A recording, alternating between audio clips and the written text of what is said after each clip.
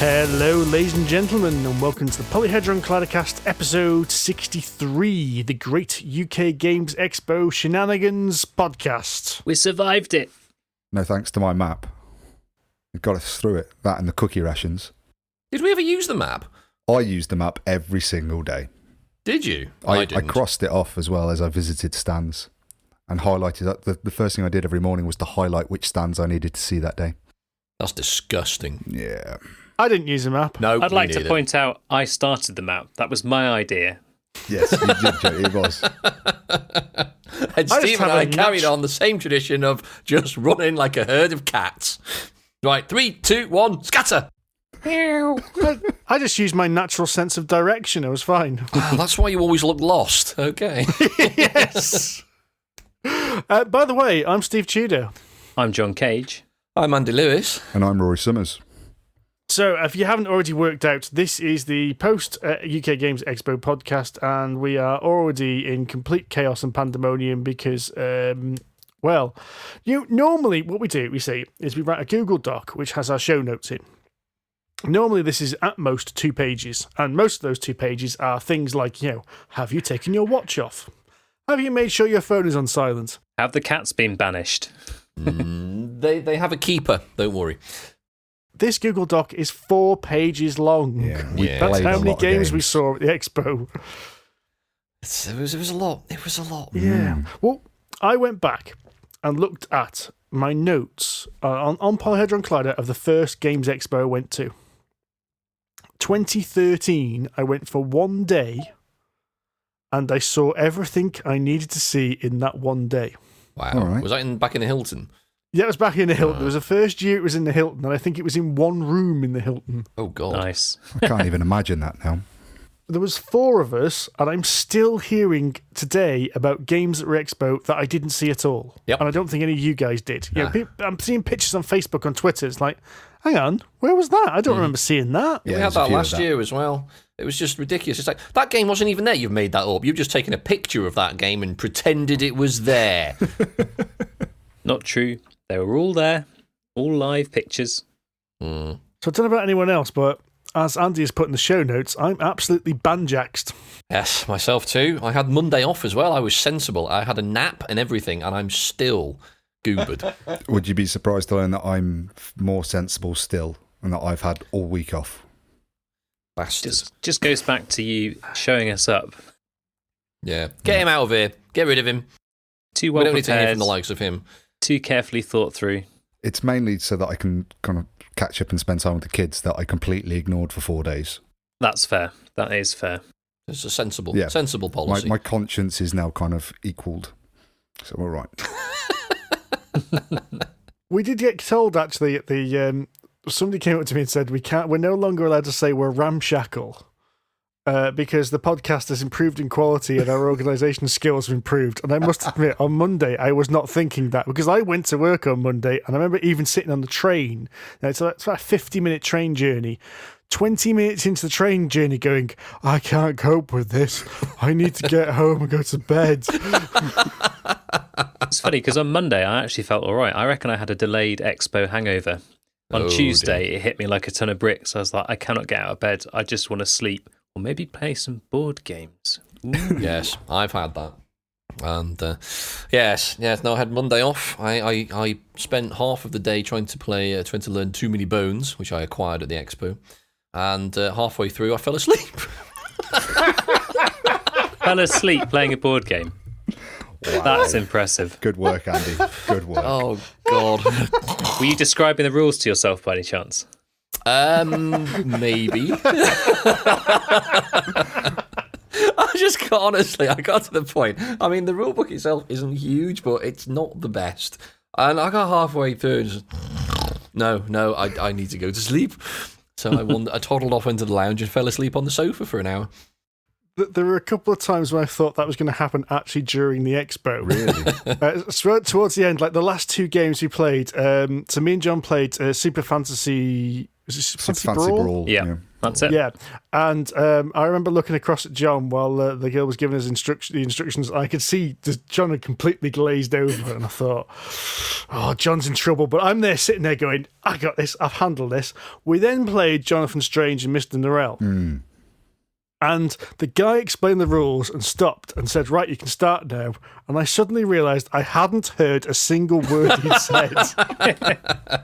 It's funny you should say that, because I was sat there looking at you and I was thinking, Steve looks like he's going to fall asleep any minute. I'm glad I'm not the only one that feels like they're just utterly exhausted at this point. You weren't the only one. I was just sat there fascinated by the little magic tokens.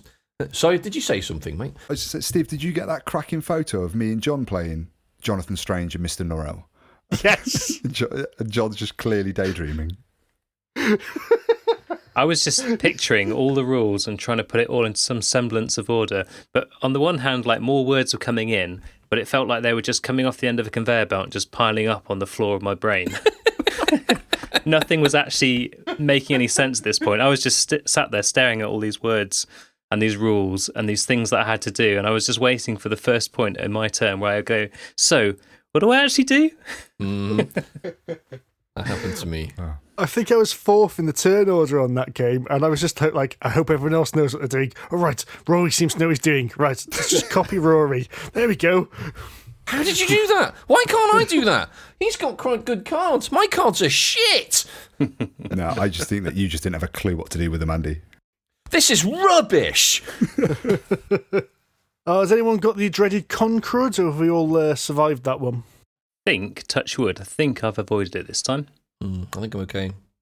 I think I'm okay. We shall see. Done all right there.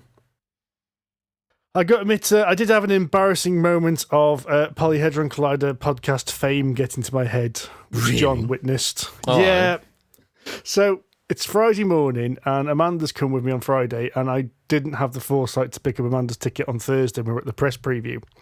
So Amanda's in the queue, and me and John are just waiting around, and this chap comes up to me and says, "All right, Steve, how you doing?" So, me and John are wearing Polyhedron Collider t-shirts. I just assumed it was a listener of the show. And I'm just, idly chatting to him, and he goes, "You don't recognise me, do you?" I'm like, should I? He goes, "Well, we went to school together." As soon as I realised it wasn't someone I went to school with. It's someone I used to play Warhammer 40,000 with. I used to play D&D with. I used to play board games with. Oh dear. And that was the Friday. That was Friday. That was the first thing Friday. Oh dear. See, Rory and I bigged it up even higher. We were mixing with the elite. Oh, we did. We had not one, every day. but two. Was it two or was it three conversations I had with three. Mr. Tom? Was it three? Oh, well, I only had two. I don't think you were there for the last one. No, I don't you didn't think I get was. the memo, did you? No, No. I was let down. You let me down there. You've stolen the limelight. But we were talking to Mr. Tom Vassell himself. Ooh, yes. And what did Sir Tom have to say? Sir Tom. I think we did most of the talking, to be fair. But we I did learn that in America they call a waistcoat a vest. Yes. That was the one nugget I took away from the conversation. Yes, and that his wife has a particularly dry and sarcastic sense of humour. Did she say something like, "Who are these oiks? How did they get in?" She wasn't there, but right. he was talking about the fact that because he goes around the world so much, he was saying that he's potentially concerned that his wife might think that he might get up to no good. And she basically tantamount to turning around and just said, "Nah, I'm fine." But his argument was brilliant, wasn't it? He said, "I am clearly the most intelligent member of this, relationship because I made the better choice in marrying you." See what he's done there. Yeah. Brilliant comeback. Very clever. That's why he runs the Dice Tower. He's a clever man. With an excellent hat, I might add. Yeah, where was your hat, Andy? I left it at home. Every day. Every day. Well, it was very hot. Friday wasn't so bad. The Saturday was like a flipping sauna. And Sunday it cooled down again a little bit. I think it was just Hall 2. Was it Saturday afternoon when we were playing Sanctum in the CGE stand, and I remember standing up at the end of it, and I swear I felt the sweat just pool into the bottom of my jeans as I walked. It was like, I think it was something to God. do with Hall 2. Hall 2 seemed a lot hotter. I was stuck to my car seat on the way home. You know, when you're a bit moist, and I've got leather seats, so you know what that's like in the summer. And I'm just sat there in the car thinking, oh God, I have to sort of lean forward and kind of wriggle a bit in the car to try and loosen my T-shirt with the windows and the top down, just so the air would get down there. It was disgusting. I have now since burned and buried that T-shirt.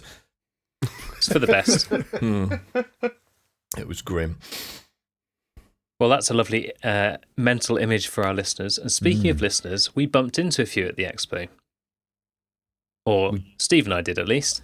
I did as well. Yeah, I did as well. It was very unusual. You get used to it. We found quite a mixture. So there's some regular gamers there to enjoy the expo, as all people have.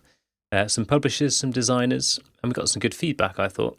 So when we were chatting to Shadowborn Games, for example, they mentioned that after our podcast aired with the Expo preview, they saw something like a 250 subscriber surge to their email list, which I think, that was whoa, that's pretty cool. Steve and I obviously played it very cool and went, really? That's amazing! Now, it depends how many they had. If they had 25,000 to start with, 250, not so much. But if they had 250, that's pretty impressive, boys. Let's assume it's the latter. Yes. There was an anomaly, basically, that coincided with our podcast airing. So I'm going to take that. Absolutely. Take all and full credit. Well done, chaps. I was talking to David Turksey a lot last weekend, whenever it was, at the weekend. And I'm not entirely convinced he wasn't being sarcastic. He seemed genuine for once. It's hard to tell with David. He is quite a sarcastic person. He is, yes. But he seemed to be genuinely serious. And he said he described me as, and I quote, one of the top non-douchebag reviewers in the UK. And I sort of looked at him, raised an eyebrow. Thanks. Well, there you go. Which was nice of him. How'd you get to be one of the top douchebag reviewers then? I didn't ask. Is that what he was unprofessional? Is that what he reserves for the rest of the Polyhedron Collider? I am going to assume so, yes. I'm now Facebook friends with David Turksey. I've been that for a while. Yeah, I felt quite privileged to get a friend request from him. He's a nice chap. Chatting about some of the changes they've made to Venice after I nearly flipped the table. Yeah, that didn't go your way, did it, that game? No. But we shall potentially maybe talk about not my crowning moment. That's the first time I've ever seen a grumpy Rory. Yeah, he was unhappy. Oh. And wasn't the last time that weekend either. Really? Oh, well, you can tell us about that later. Right then, I'm going to do this episode a bit back to front because we've got a list of about 300 games to talk about, so I thought I'd do questions first, because what usually happens is we do questions at the end, and we're all a little bit tired and fed up of doing the podcast by then. So I thought also we'll cover some major points of the expo while we're here. So, actually, we've already covered one, because Redwell Games asked, what were your top tips for surviving work on Monday after 3 days at the expo? Don't go. Mine was sugar. Lots and lots of sugar. And caffeine. Lots and lots of caffeine. I found working from home worked quite well. Is that in inverted commas, is it? Working from home? No, a lot of people do that sort of thing. I genuinely do work from home when I work from home. You're ruining it for the rest of us, John. Stop looking at me like that, Andy. Yes. I wanted to talk to you about software for once, and you weren't around. I thought, can I be arsed writing an email? No. I'll just wait until he's in the office when I can distract him live. Exactly. You see, it's much more entertaining, and so I did. So the other question that Redwell Games asked was, what did you think about the layout changes for the halls and press preview? I didn't think it changed since last year that much. Everything was... they had increased the amount of space in Hall 2. They did. So there was actually a lot more exhibitors in Hall 2 and a lot less open gaming space in Hall 2. That's true, yes. And yeah, that's true. They moved the press preview, didn't they, to the to the tournament room, didn't they? Mm-hmm. Yes, to Hall 3. Yes. Yeah, the press preview itself was about the size of aircon. It was insanely large. I think that was really good this year. Yes, no, I agree. Because, I mean, obviously, in the last podcast, we talked about what we'd like to see, and I'll say we did. So Rory did quite a lot of research. beforehand to tell us what was going on. But then, even after seeing the press preview, there was so much more that we just didn't know. Well, personally, I didn't know that was going to be there, that we hadn't seen or heard of. So that was really, really good. Mm.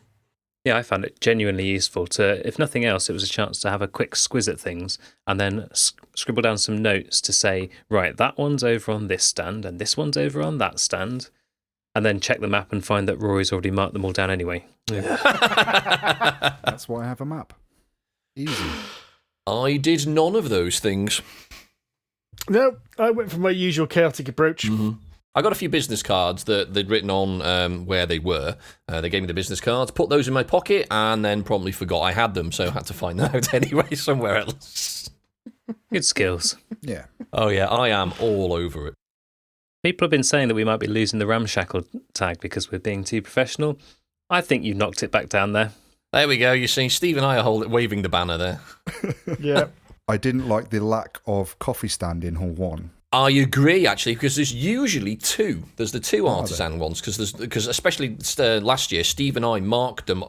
Right, we know that one's there, we know that one's there, because there's only two of us. But this year, there was only the one, and it was tucked away in the corner behind the, was it the Modifius or the Asmodee stand area?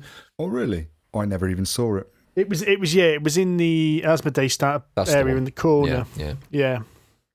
It was well out of the way. It had a massive queue every time I went to go to it. Yeah. I managed to get into the expo halls like early every day, and I got really frustrated when I had to leave to go and get coffee. But we appreciated it when we rocked up late, grabbed a coffee from you, and then went off to the first demo of the day. That was good. I liked that. It worked for you guys. I have to admit, though, I was impressed that we could get in early this year because we could sort of wave the press badges around and say, yes, we're the press, and go into the press area and just wander around, or in my case, go directly to Chip Theory Games and spend a lot of money. But anyway. You put it to good use, didn't you? Absolutely, yes. But we did get into Cloudspire, I think, because of it, which was nice. So, Soulbox Games asks, did you feel there was a game of the show, something that everyone was talking about and getting all the buzz? Ooh. Maybe not one, but there's definitely a few headlines, I think. Agreed. I don't think there was one standout game of the show that everyone was absolutely buzzing about, personally. Really? Go on. So, go on. You go first, John. I felt like Oathsworn was getting quite a lot of attention, if for no other reason than it's got enormous minis, and everyone who walked past it stopped. Okay, Slack-jawed. Oh, hello. Yes. It was pretty. I think, for me, it was a toss-up between two, but I'm going to wait till Rory says anything. I'm going to keep my hand close to my chest for once. Well, I think Villagers was a game of the show. Yeah, because they had see-through bags, which was actually a really clever idea. So whenever someone walked past you, you could tell that they'd bought Villagers. I just saw so many people carrying that one around, and Bosk did really well as well. I know they sold out very early on during the convention. I may or may not have bought both of those at the convention. Yay! What are the statistics? So the other question that Soulbox Games asks is, with the UK GE having a playtest zone, have any of the team ever tried playing unpublished games at the expo? I did 2 years ago. I didn't this year or last year, just because we didn't have any time to. Yeah, I'm very much the same. I'm having enough trouble playing all the games that are coming from publishers that I want to see in 3 days as it is, so I don't tend to go to the playtest zone anymore. My view is that the playtest zone will do its job and the cream will rise to the top. I didn't go to the playtest zone, but I did play several prototype games. Yeah, that's slightly different though, because most of them were on publishers' stands, weren't they? Yeah. The playtest zone tends to be more independent people. I have been previously, but I've also actually demonstrated a game, my own design, at the playtest UK area. Yeah. And this year I actually got in contact with Rob, who runs Playtest UK, to get a list of all the games that were going to be on show, so that I could maybe put them into the plan, because Mike Nudd was going to be there with really? He was either going to be doing Termite Towers or Captain Scarlet, both of which I've played previously and enjoyed. but unfortunately his slot clashed with something we had booked, so couldn't go this year. That's But a yeah, shame. I've been to the playtest zone every time I've been to the expo. I know of someone who was in it, though, apparently. One of Elora's friends, a chap called Sam, I believe his name is designing a game. And he was apparently in the playtest area. So I did mooch about in there to try to find him. He's designing a game around being a band. So I sort of raised around, there was the gig. But apparently it's not like that. It's like you're on tour as a band. I don't know much more than that, but I know it has hexes in it. That's as much as I know. Chap called Sam with ginger hair tried to go round and he wasn't there. So I guess I assume they have like little sort of slots that they can demonstrate in, and then they okay. Book in for I think either 45 minutes or an hour and a half, or increments of that. And Sure. if I recall correctly, it costs you X amount of money, and all that money goes to a charity as well. Oh, that's good. That's a nice idea. So yeah, it's really good. And you can see some really interesting designs there. Some really stuff that really pushes the envelope. Trying something new, you're going to see it there first. There was one game I did look at. I didn't play it. I say just on my mooch that looked quite interesting. It looked a bit more developed than a lot of them there. I have no idea what it was called, so don't ask. But it was a fairly large game, which is one of the reasons it probably got my attention. But it was made of tiles, and it seemed to be land and sea and stuff. And it seemed to be some kind of almost like Sim City, so a bit like Magnate that you and I played, Rory, but nowhere near as advanced, in a very, very different structure. So it looked interesting. So if I see something like that in the near future, I'll squeal. Well, I'll see if I can dig it out on the notes and try and work out what it was called. So yeah, totally. Put it on your radar. Roll for the Win asks, did you manage to get anything in the bring and buy? No. Did you manage to sell anything? No. No. Did you find a bargain? No. Did you not, Andy? You found a bargain? Well, because I was rather jealous of that bargain you found. Well, yes. Okay. When you say about when it says, "Did you find it?" I assumed that was in the bring and buy, but no. Yes, true. No. I think none of us went. Did anyone? I did not go to the bring and buy. I assume nobody else did. No. Nope. I don't bother anymore, to be fair. No, the statement here saying that you found some games were cheaper at the expo than the second hands. That's Roll for the Win's not the first person I've spoken to in the last 24 hours that have said that. I was talking to Dan and Darren last night. In the Tuesday Night Worcester crew, and they found that the bring and buy was ridiculously expensive compared to a lot of the stands. So, I did get a couple of bargains. I don't know if you mean too many bones there, Steve. I wouldn't really say that was a bargain. No, it's the other one I'm talking about. The other one? Was it the one that begins with G and ends in 7? Yes, it is. Yeah, so. That's the one. Yeah, no, that was... I did very, very well, actually. It's a fair point. Because, I actually looked up, because I bought Gen 7, and I have subsequently been asked why by at least 3 or 4 different people going, why did you get that? But I got it for £40, which is a bit of a bargain. That's an absolute bargain. That's an absolute steal. What's its normal price? 90 quid is the RRP. Then yes, that is good. Yeah, I had to look that up and I thought, no, it can't be that much. Someone's taking the piss there. 90 quid for is the RRP. And I have since opened the box, and I can confirm it is not worth 90 quid for what you get in the box. It is barely worth 40. Ooh. Yeah. There's a lot of cards in it. And there's a very nice sort of printed ring-bound book thing in it. There's basically the storybook, like in Stuffed Fables and I assume Comanauts. But it's not quite as big. But other than that, there's not really that much else in it. So I do wonder why it's so much. But anyway, so yes, 40 quid for that.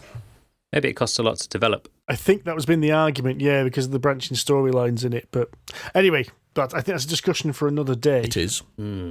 So, the other question that Roll for the Win asked, which I think we can't answer most of it. It was Ticket to Ride London, yeah or meh? Didn't play it.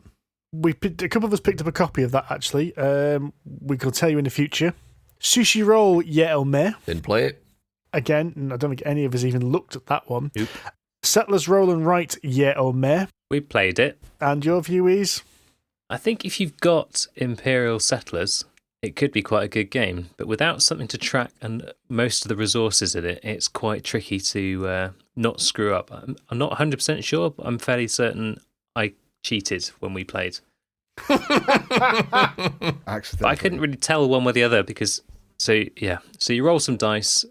And that tells you essentially what resources and how many people you've got to run around the board with, or tick things off with, I should say. But you've got to track that, and then when you tick certain things off, you get some more resources, and certain buildings give you some extra resources. Then you have to remember which ones you've used as you tick off things. You're like, without something to track it, it's quite tricky. It was a very hard meh for me, that was. It's sounding like a meh from what you're saying. Yeah, it was. I was actually quite looking forward to it. I was thinking of buying a copy, and Rory got given a copy by Ignacy himself. So me and John played it on the Saturday evening, and I thought it was really boring. Oh. It was really boring, and I thought, maybe you'll have a different experience with it, Rory. We can come back to it in a few weeks. But as John said, I was there like counting things on my fingers to try and keep track of how many actions I had. And then I was losing track of how many resources I had. And in the end, I was just crossing off a couple of boxes, and I just kind of thought, okay, this isn't what it's cracked up to be, but maybe it's better with a few more plays, and maybe it's better with the advanced mode, because we only played the basic mode. Maybe it's better not playing it late at night on a Saturday when you've been at the expo for 2 days. There's also that as well. We did have a very busy Saturday. But I was really intrigued by this, because this is the roll and write where every page of the pad is different. No. Oh. That's only for the single player game. Oh, okay. So you have a scoring sheet and a building sheet. You've also got, if you got it at the UK Games Expo, there was a UK promo building sheet, which whether being the standard buildings was things like Stonehenge and the Tower of London. But the roll and write sheet you're talking about was just for the solo mode. Okay. So it's not for the competitive game. My misunderstanding. Don't worry, I thought exactly the same thing, and I was quite disappointed when I opened the box and read that. Like, oh, I thought they were all supposed to be different. Oh, well. I have a question. Okay. Go on, then. How did we all actually feel about it as a show? Compared to other years, or compared to other things you've been about to other things? I thought it was bloody amazing. That felt to me like, I don't know if it's just because it was more organised due to Rory, mostly, but I thought that was the best show yet. Yeah, it's my favourite expo I've ever been to. Yeah, I mean, I was walking around. I mean, I think I said to at least one or two of you during the show that I found it actually quite easy last year to not buy stuff for whatever reason. But this year, I obviously didn't find it very difficult to buy things. But it just seemed to be, there seemed to be a bit more life about it this year. As again, I don't know if it's because we were organised, because Rory sort of herded us where we were supposed to go, or because it was better laid out, or what, I don't know. But it just seemed there was more oomph to it this year. No, well, thank you for saying that. But I think one of the things, having listened to the podcast for a while, what you've said over the previous few years is that there was a high rate of light card games in the previous years. This year, there seemed to be a lot more boards. Not necessarily boards with fancy minis, there were boards with proper games in there. I mean, the cards and stuff and the light stuff was still there, but I think because there were meatier games, the expo had more sustenance to it. I think you're right. Nail on the head there. I'd agree with that, yeah. Nail head. I can barely remember the time I went about 3 years ago, but I thoroughly enjoyed this one. I think the fact that I came back and spent time throughout the show tweeting about how there's this exciting thing over here and there's this publisher you should go and see over there, and we've just been in a demo over here, look at us with these silly grins on our faces. Yeah, it was really good. I felt the same, John, that just we were all over Instagram, we were all over Twitter going, look at this cool stuff, look how much fun we're having. You know, everyone here was really enjoying it. Despite the fact that we're basically melting, we're still enjoying it. You know, I can't actually pick up this meeple because my hands are too sweaty. But it was great, really, really good. I mean, the weekend flew. I mean, we were there for 3.5 days in essence, Thursday night till Sunday evening, and it just disappeared. We just did not have enough time to see all the stuff we wanted to. So it was great, and we saw loads of people there that were, you know, friends, family, followers. It was really cool, really great show. Right then, gents. I think we should actually talk about some of the games we saw. Now, I'm just looking down this list, and it's absolutely terrifying. I don't know how we're going to pare this down and make this last about an hour, which is how much time we've got. But I'm going to put money down now. £10. It ain't going to last an hour. I'm not taking that back. Oh, where do we begin, boys and girls? Where do we begin? Let's start with something good, and then we can maybe I was start. going to say, let's start with something that we all played. That really narrows it down, because I don't think there are any. Well, there's one. I think there's one game that we all played. There's at least 2. No, it's 3. 3? Really? Have I? There was 2. No, you're right. No, you're right. No, 3. No, there's maybe 5. Here we go. This is how well organised we are. We don't even know what we played. No, 5. There's 5, I think. No, 6, 7.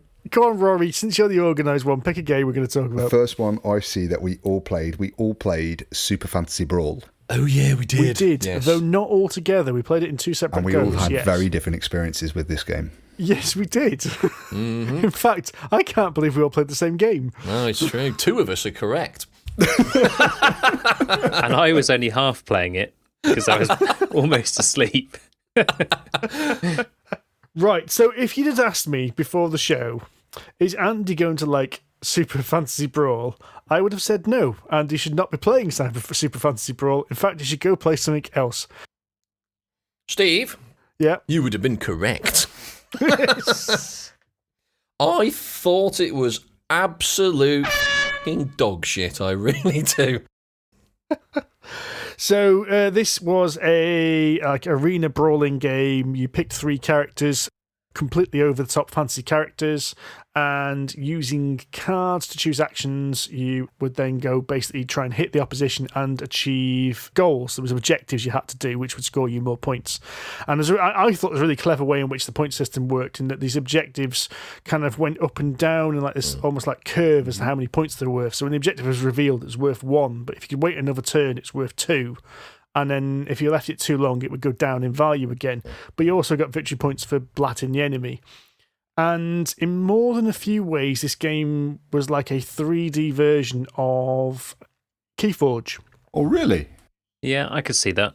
The 3 actions you picked had to be linked to the 3 coloured tokens, so you were limited by what actions you could take each turn. So you could only take 1 yellow action, 1 blue action, and 1 red action. And also the kind of style. I mean, there was a very stylistic thing which reminded me of Keyforge as well. But of course, it was much more 3D because you were moving miniatures around the board. It wasn't just the colours either, because each character that you had cards that were specific to them.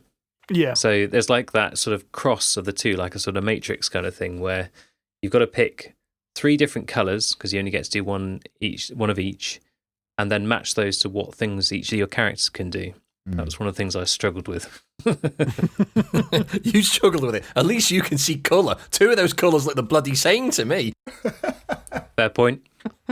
This was by Mythic Games, and everything about this game looked absolutely gorgeous. The miniatures were amazing. Yes. The card art and graphic design was absolutely beautiful, I thought. Very cartoony, very kind of, I'm going to say Blizzard cartoony, like World of Warcraft and Hearthstone kind of style. Absolutely, It reminded me a little bit, actually, of... I'm sure one of the characters in that was basically a direct rip-off of LeChuck, the piratey guy. He looked like LeChuck. Yeah. But also, it reminded me a little bit, actually, of Monsterlands.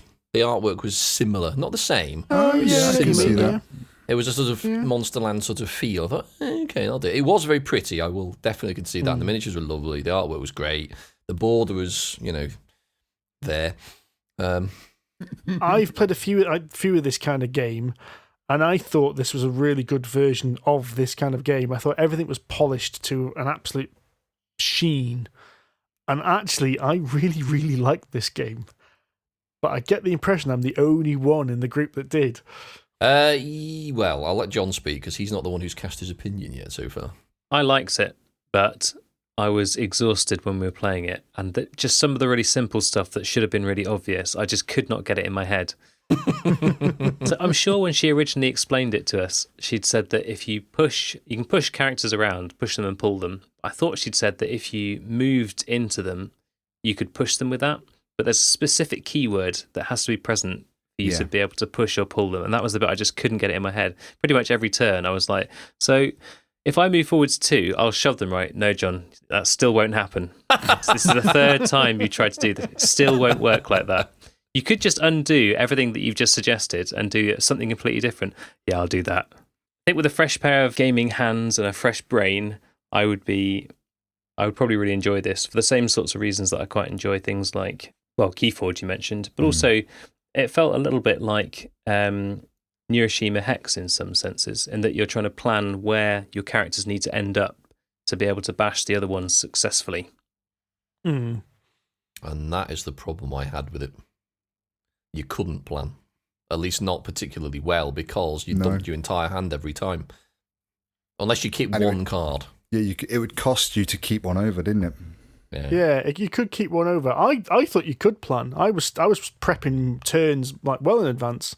Maybe I just didn't get it, but I felt it was essentially just, right, you've got a random set of cards, do something with it this turn. Then you get another random set of cards, do something with it this turn. It's like, I can't plan around that. I want to chain 4 or 5 moves together. Yeah. I tried to do that in the first turn, and then Ed turns around and goes, no, you got to dump your cards, Andy. Like, no, I don't want to do that. I'm using them next time. Yeah, I felt that I didn't really have many choices when I had these hand of cards. I was like, well, I can do this, and this is the best I can do with it, but it's not really what I want to do.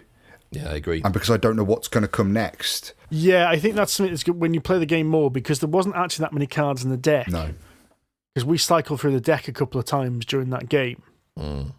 So, even halfway through that game, you knew what all the characters could do, what you could expect from those characters. Mm-hmm. And there was a little bit of making the best of what you've got, I think. But then again, you guys, I don't want to belittle your experience, but you guys are not card game players either. You're not Magic players or that is Keyforge true. or that. And in fairness, we did play a very rushed demo. It was kind of just squeezing us in before something else went, before we ran off to the next thing. And I can see that. I can see it's definitely not going to be for everyone, but I thought for what it was, I thought it did what it did really, really good and much better than a lot of other games of that style I've played. Fair enough. Well, To each their own. So that was Super Fantasy Brawl. From Mythic Games, and they did tell us when that was going to Kickstarter, and I've already forgotten. It's pretty soon, actually, if I remember rightly. Is it June or July, something like that? It's not far away from what Ed said. I was about to say I've got some notes on this, but I'd stopped taking notes because you were writing something down and I was shattered. According to my insane scribbles, summer 2019 is what I've got. There you go. June or July. Which done. Yeah. Let's assume July. We were also shown a sneaky peek of something that Mythic Games were bringing. Did you see any of this, you two? No. I know me and John got taken to this secret room at the back of the expo hall. What, an actual secret room? Yep. You had to move a bookcase out of the way and avoid the traps. It was great. It was the press room, wasn't it? Maybe. Yeah. Sports. You know what? Until Rory pointed it out, I didn't even know there was a press room.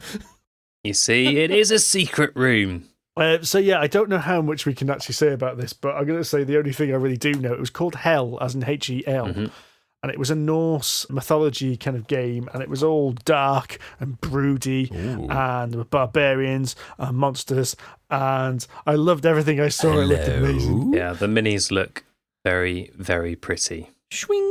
Now I'm interested. Yeah. That's the sort of shit I'm talking about. But we don't know much about that. Yep. Right, what else? What's next then, chaps? Well, continuing the theme of games Andy wasn't that impressed with, this is a game we all played as well at the same time. And we were interested in it before the show started. Okay. And this is Jonathan Strange and Mr. Norrel. Whoa. You mean you're not interested in it anymore? No.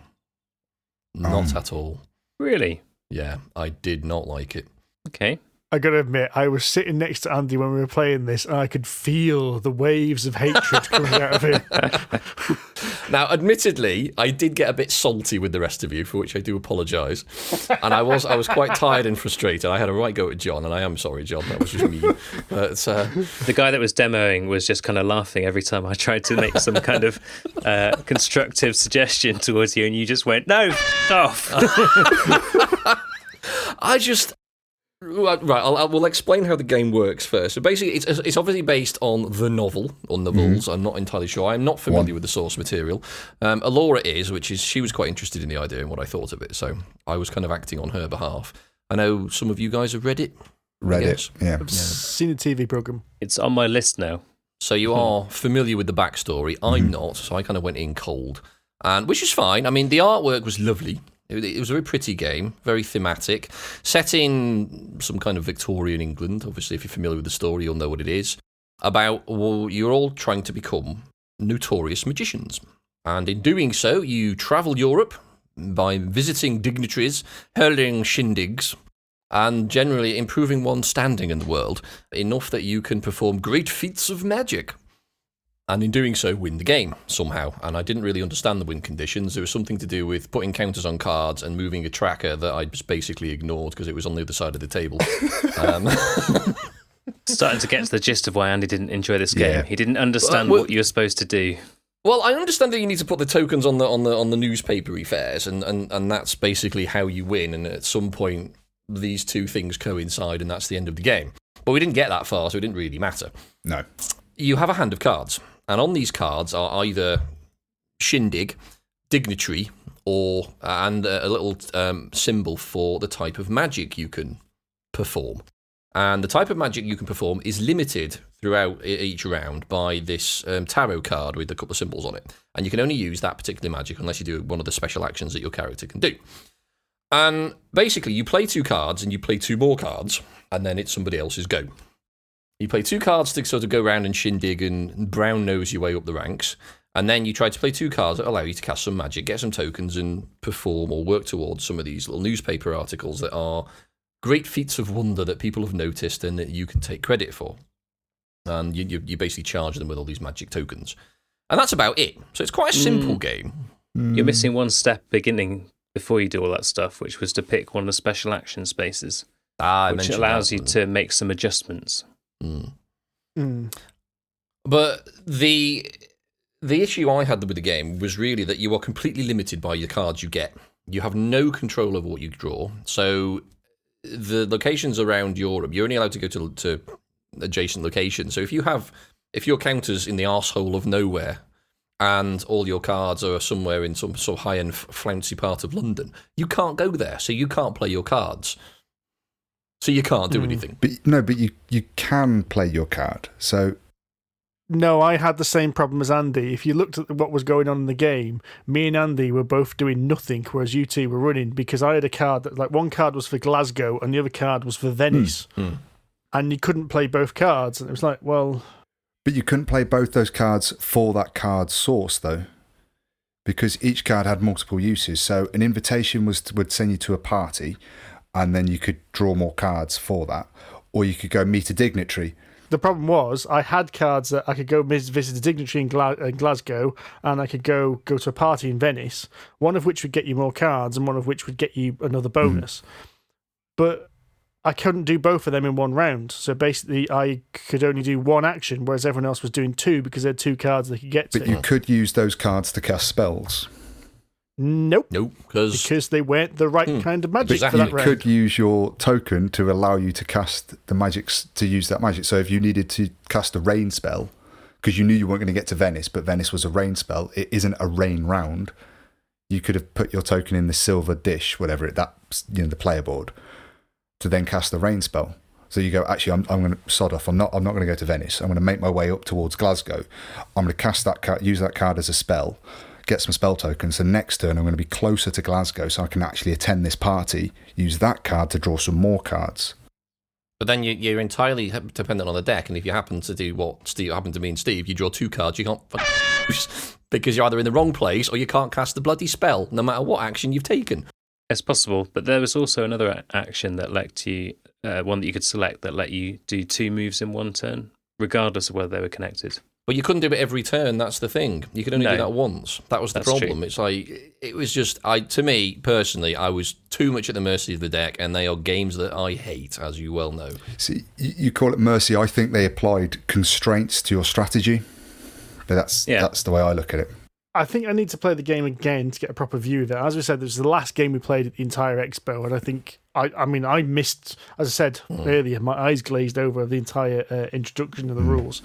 But it was very frustrating because both me and Andy had the same problem. We couldn't see how we could use these cards at all. And yet you two were basically able to string together all your combos and use all your cards. And I was like, and now the way you're talking, I'm like, well, was I missing something off those cards? But at the time, it really did feel like I am, as Andy said, completely at the mercy of this deck because I could do one thing around and that was it. Just on that game, I think the most interesting thing about that game is actually the endgame mechanic. And I think it was almost a shame that the demo takes you back to the very beginning of the game. it would be nice to play that game kind of in the middle, where everybody's got a few spells cast, you've got a few of those abilities plugged in, so you're actually playing to see how the end game mechanic works, because the game can end at any point in 4 turns. Mm-hmm. And anybody can end it, but just because you end it doesn't necessarily mean that you win, because you defeat the gentleman with the thistledown hair, and that immediately ends the game. But it's whoever is the most powerful magician at that time, so you kind of need to keep track of who's casting the most spells and the most point-worthy spells. So you've got that gamble at the end, and I think that's probably the most interesting thing about the game, and we didn't see it because you kind of had to start at the beginning. Mm. It intrigued me enough that I want to play it again. Absolutely, same here. To see if what the problem me and Andy had was a fluke of the demo, or whether that's a genuine problem with the game. So it hasn't put me off completely, but it did dampen my mood on it a little bit. It's marred it. I've written it off because that's just the sort of person I am. To be fair, Andy, I've got to admit, there's so many games on this list, there is a point when we're talking about modern board games, and you do just have to write a game off because there are just so many games out these days. And although we can take the piss at you for writing it off, sometimes that might not be a bad idea. Exactly. I'm just being picky because I can afford to be. Because I've run out of space on my Kallax, so I can't have any more games. Surely, after too many bones, you don't have any money to buy any new games either. That is also true, Mr. Cage. Yes, I was totting up how much money the expo actually cost me this year. I mean, all in, not accommodation, but food and petrol and all the things I bought, and I almost cried. I'm not going to mention it because it's a lot of money. But anyway, moving on. I'm going to go for my biggie then. We've had 2 whinges now. I'm going to go for the game, which I'm going to say it out now. This is my game of the show. Nice. I'm all over this What like is this? rats on a brood mother. Oh, was it Silk? We'll come to that.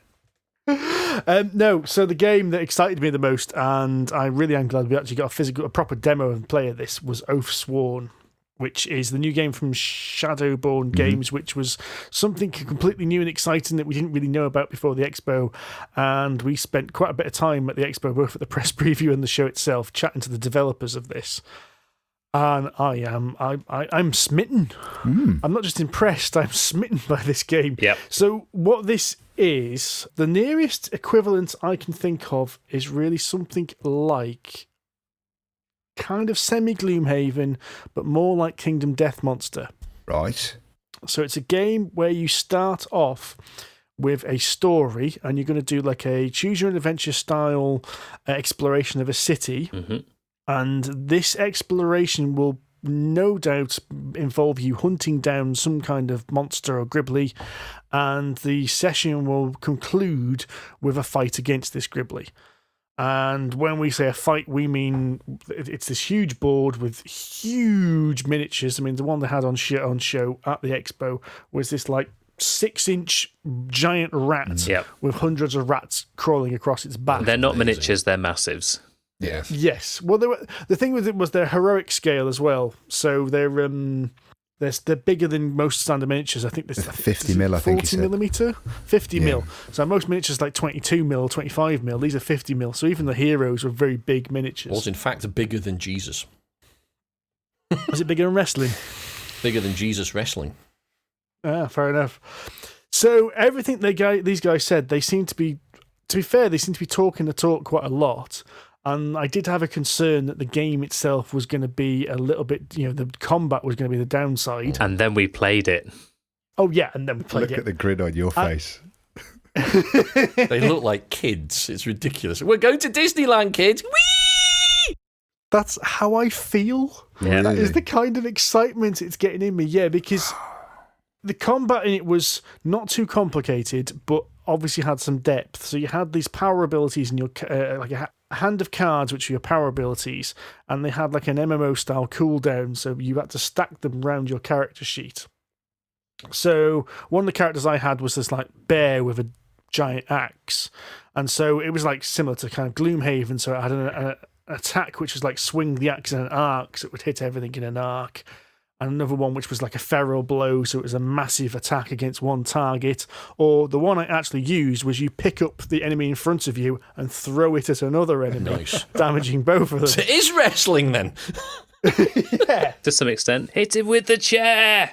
But the cool thing about this is the attacks don't have an attack value. Hey. They have a colour of the dice, but you choose how many dice you roll. Ooh. And you can roll as many dice as you want. Right. Problem is, these dice have got 3 types of faces on them: blanks, ones, and twos. And some of the twos, I wasn't quite sure if it's some of the twos or all the twos can explode. It's some of them, not all of them. Some of the twos. So exploding dice means if you roll the 2 with the explosion symbol on, you roll another dice to add to the damage. If on your original dice roll, you roll 2 blanks, you've missed. It's like you've overexerted yourself. So if you put loads and loads of effort in, all the dice, yeah, brilliant, I'm going to kill this thing in one shot. Oh, crap, I've got 5 blanks. I've just swung so hard, I probably lost my hammer in the process. So if you roll 5 dice and you get 2 of them as blank, you've missed. Yeah. So you have to get a score on all of them, basically, or at least 4 of them, or at least At least 4 of them, yeah. But then you get this like little betting system. Like, well, I did the attack, and it's like, well, I'm going to roll 3 dice because 3 dice seems getting 2 blanks on 3 dice seems a good bet. And I actually did really well. In the first attack, I got a couple of explosions as well, so I was rolling loads more. And it looked like the demo we had different coloured dice as well. So it looked a little bit like Conan in the regard you had the white dice and the yellow dice and the red dice. So obviously, certain dice get more powerful, but again, they had the same number of blanks on, so 2 blanks are always misses. Cool. The other clever thing here is if you don't like dice, you could use the decks of cards. Really? So there's a deterministic option that you could use, and you can use them in parallel. Ooh. So one person could use the dice, one person could use the deck. So everyone gets to do whatever the hell they like, and everyone's happy. Rumble! Wow. Indeed. So the decks were basically, I think it was like the equivalent of 2 dice, wasn't it? So if you wanted to roll 6 dice, you draw 6 cards. But it was deterministic, so you knew what had been drawn, so you know how many blanks. So if you know you'd drawn loads of blanks at the beginning of the round, you could keep on drawing the cards knowing you're going to get the attacks. Cool. Okay. Could you swap? Like, you could use like cards one round and dice the next, or once you've chosen, that's you. I kind of get the impression if you wanted to, yes, you could. Cool. Yeah. So you just burn through a load of 2s in the cards and go, well, I'm just going to get a shitload of blanks. Okay, roll dice. Yeah, I would be hesitant to suggest that you could probably switch in the midst of a of a fight. We don't know, to be fair, but... Okay, interesting. Okay, I'm kind of regretting not seeing this now. Yeah, me too. We chose... Actually, we did not choose poorly, Rory. We had other things to do. This is coming to Kickstarter sometime, I think September, October, I think they said.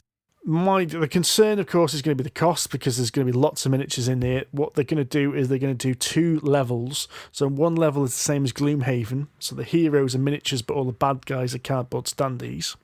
Mm. And they're going to do a second level, which is all miniatures all the time.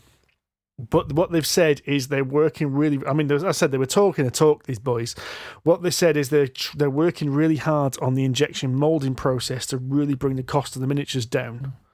And they reckon they can do these miniatures at like a fraction of the price that, say, Games Workshop can, because they've worked on the mould flow and the injection moulding technique and all that.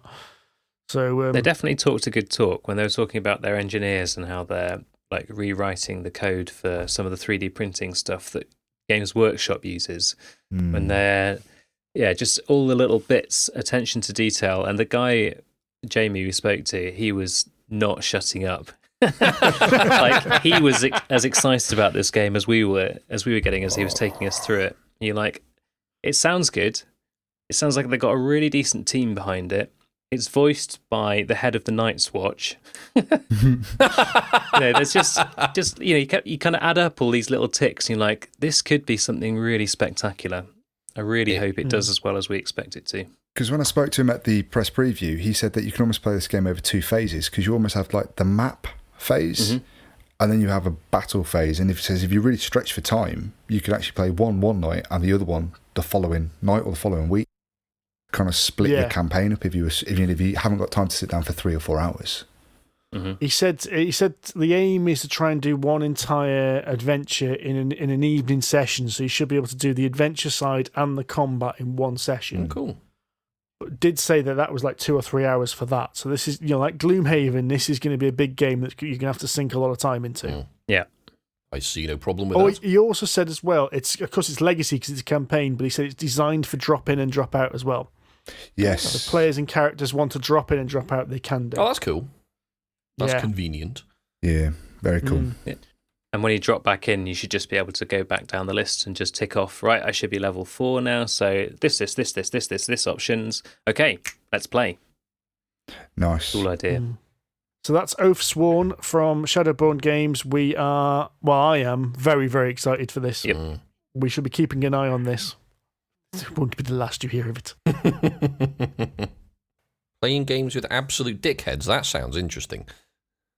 Well, yeah, Hey. Steve said to kind of talk about things that aren't all about games and aren't all good. And I played a game with a complete knob jockey. Well, you did go around the expo with Andy. What were you expecting? Oh, now that's mean. Sorry, that was too easy a target, that. Not inaccurate, but mean. Fish in a barrel. Go on then, Rory. Who was this knob jockey? Some American prick who just didn't want to play games and just wanted to piss everybody off, namely me. Wanted to piss me off a lot. So I was playing a game called Quantified over on the Quality Beast stand, which is a really interesting crunchy co-op game about kind of where you start on the social ladder, and rather than having like variable player powers, you have variable player disadvantages. So the aim of the game is to get everybody to get all of their rights. So you've got the right to movement, right to work, right to communication, and right to privacy. And this guy went out of his way to just make himself the best person on the whole team, but at the sacrifice of everybody else. He didn't pay attention to the rules. He didn't pay attention to what anybody else was doing around the table. When it came to his go, he gloated that he was doing everything, holding everybody up, and making completely selfish choices. And I had to walk away from that game, and I was shaking. I was livid with rage. Really? Wow. And it took me all of Jonathan Strange and Mr. Norrel to kind of calm down. Well, given that we've only ever seen you grumpy once, I can't imagine you being livid somehow. No? They must have really done a number. Really did a number. And I think he was the type of person that he enjoyed winding people up. Now, I don't mind a bit of kind of smack talk when you're playing a competitive game, but we were playing a cooperative game and he was playing very much anti of the spirit of that. He was quite deliberately doing things as much as possible to annoy me and all the other gamers, and we were kind of sharing that look of going, I don't believe he's saying that. I don't believe he's interrupting the game now to talk about how he lost his scholarship because he was an alcoholic 15 years ago. Oh my God. This is actually, I mean, thanks for sharing. I don't know you, and it's quite brave of you to kind of open up and talk about that, but can we play this game? Is this really the forum for this? Yeah. Yeah. Oh, God, he's angry again. Oh, God. It was a really great game, and I'm really excited about Quantified, and it really ruined my whole overall experience of it. That's I tried to suck out as much of the goodness as possible, and it was over the kind of the last few days, I've really been having like a stern word with myself, is that I had the power to control that or change that situation. I could have walked away. I could have just spoken to him more politely than he deserved. Punched him in the face. But I didn't, and I don't know why. So I think that's why I've learned connection. Because you're a better person than me, Rory. That's why. I put up with it. I made jokes. I just kind of tried to laugh it off and tried to do the best I could in this game, whilst I'm getting dicked on, because I was like the most impoverished player, so I had no right to move. I couldn't do anything, and he had multiple opportunities to kind of help me out, and decided to deliberately not to, just to kind of crank me up.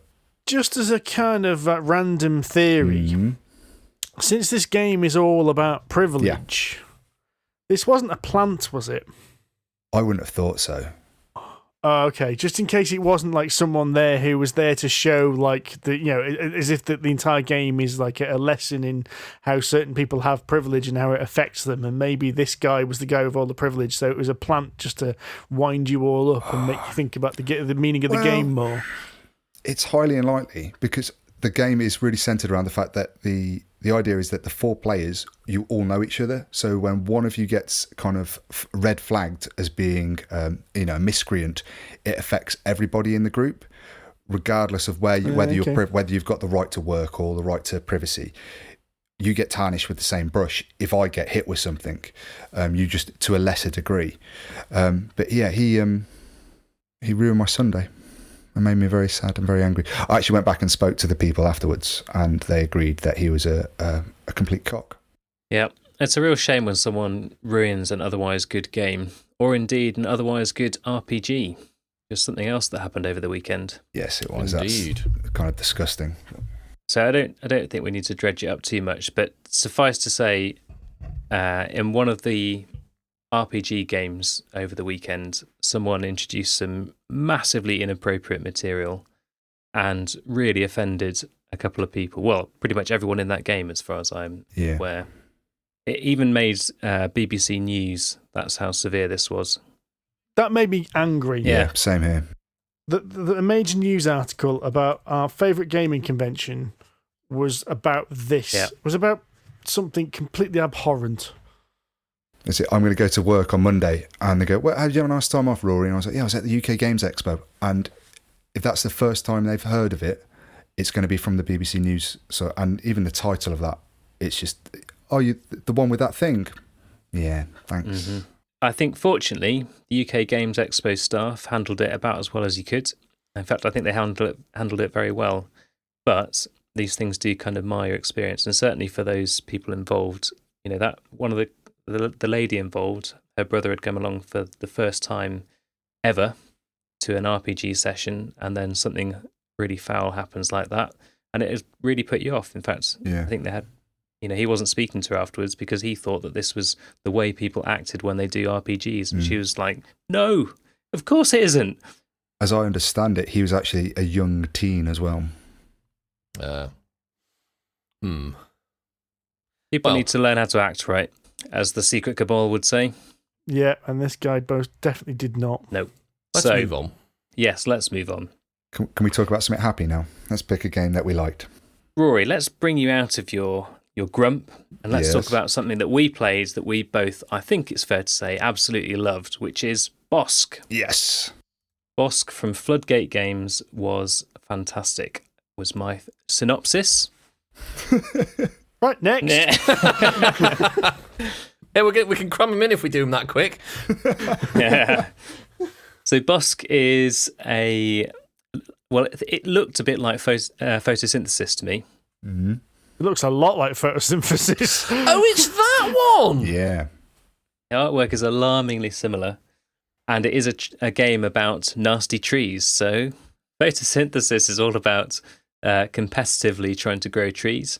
This is sort of the inverse, in that there's kind of 2 stages to the game. You're still competitively planting trees. Yeah. So the first step of the game is that you're plonking all these trees down on a grid, and you're trying to be the only person in any row and the only person in any column. Each of your trees got different numbers. Not the only person. You're trying to have the best trees in a row. Yeah, the highest value. Because the hiker is going to be coming along and walking up and down these columns like some crazy person who's lost their map. Well, you and me at an expo, Steve. If you can be the only person, though, that's how you score the most points. Oh, yeah, that you instantly bag yourself loads of points if you manage to get a cheeky own column. This walker is like me and Andy at the expo because it basically goes up and down every column in order. Exactly, yeah. And we still miss half of it. So that's the first half. You score a bunch of points based on that. And then the second half, you then flow leaves. The wind blows from all different directions, a bit like in photosynthesis, the sun moves around. Mm-hmm. In this game, the wind moves around, blowing leaves across the board. Ooh. And your goal is to end up with your leaves on the top of any given square. It's like an area control game at that point. Your plan is to have the most leaves in any one area, and the board is like set up into these, like, is it 6 different areas? It depends on whether you're playing the 2-player or the 4-player. But yeah, you've got a shallow stream, you've got a river which is a dark blue, you've got some rocks, you've got some yellow, you've got some green, and so on and so forth. And you've got the dick squirrel. I'm sorry, what? And the dick squirrel, yeah. There's a squirrel counter that moves a little bit differently. It allows you to pull the ultimate dick move because you can't. But basically, what you can do is you can put your leaves on top of other people's leaves, but it costs you more leaves to do so. So it's like if you want to put one of your leaves on top of another player's leaf, you have to pay an extra leaf to do so. You pay as many leaves as there are underneath yours. So if there's 2 players there, you have to pay 2 more leaves. But you can just put the squirrel on top, and it's the ultimate dick move because it just blocks everyone from that spot completely. Because the squirrel just plonks his ass down and goes, no leaves. And if you can get your squirrel in that crossroads section, you're brilliant. You've got it. Sounds good. The other point is that when you're putting these leaves down, you're kind of looking at what way the wind's going to go, how close your various trees are to the edge of the board, because you want to maximise how many leaves you can put down. So you each get a set of tokens, leaf tokens, that say how many leaves you're going to put down for a given turn. And they're numbered from 1 to 8. There's 9 in total, and it's 2 to 8 plus the squirrel. There you go. So you then pick on your turn which one you want to go with. Do I want to flow two leaves from this tree because I'm close to the edge of the board and I don't want to waste the extra leaves? They have to go in a straight line. Well, a line out from the tree that's the source. Across the board, you're just trying to maximise that you'll go on every turn, but you're sort of also balancing, I don't want to go now because other people might go in front and I want my leaves to be on top. So when I go this tree on the right here, going across the whole thing, you can tell my brain was starting to go bang. It's a really clever mix because you've only got your 8 leaf. You can only 1 point can you drop 8 leaves, which is the biggest amount you can do. But that's really good for covering up other people's over a short area to consolidate what you've got already.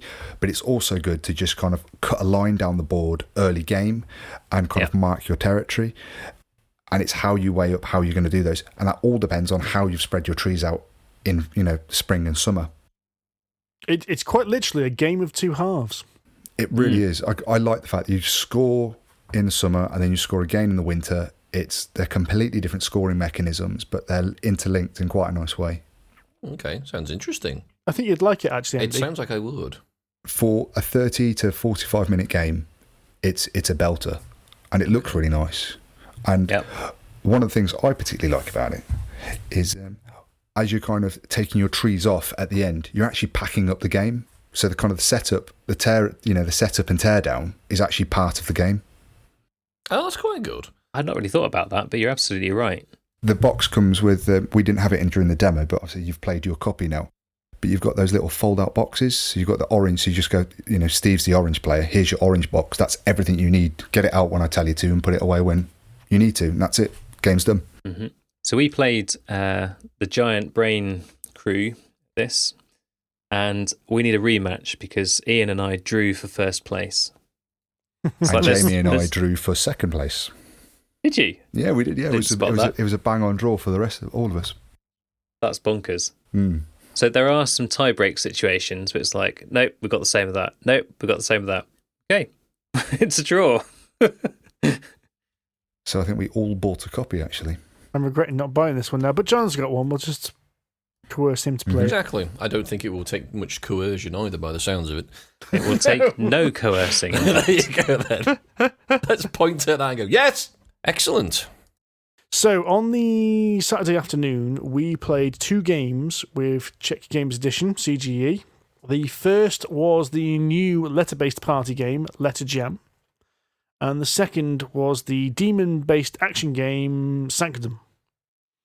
Letter Gem was one we were not...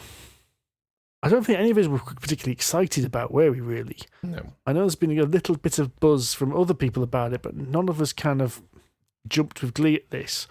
Now, I thought the game was quite clever. What you were doing is you had the person next to you had picked 5 letters to make a word and put them face down in front of you. And then what you were doing was lifting one of these cards face up. And so you could see everyone else's letters, but you couldn't see your own. And then you were trying to make up words which included everyone's letters. And so therefore people could work out what the letter was in front of them based on this word.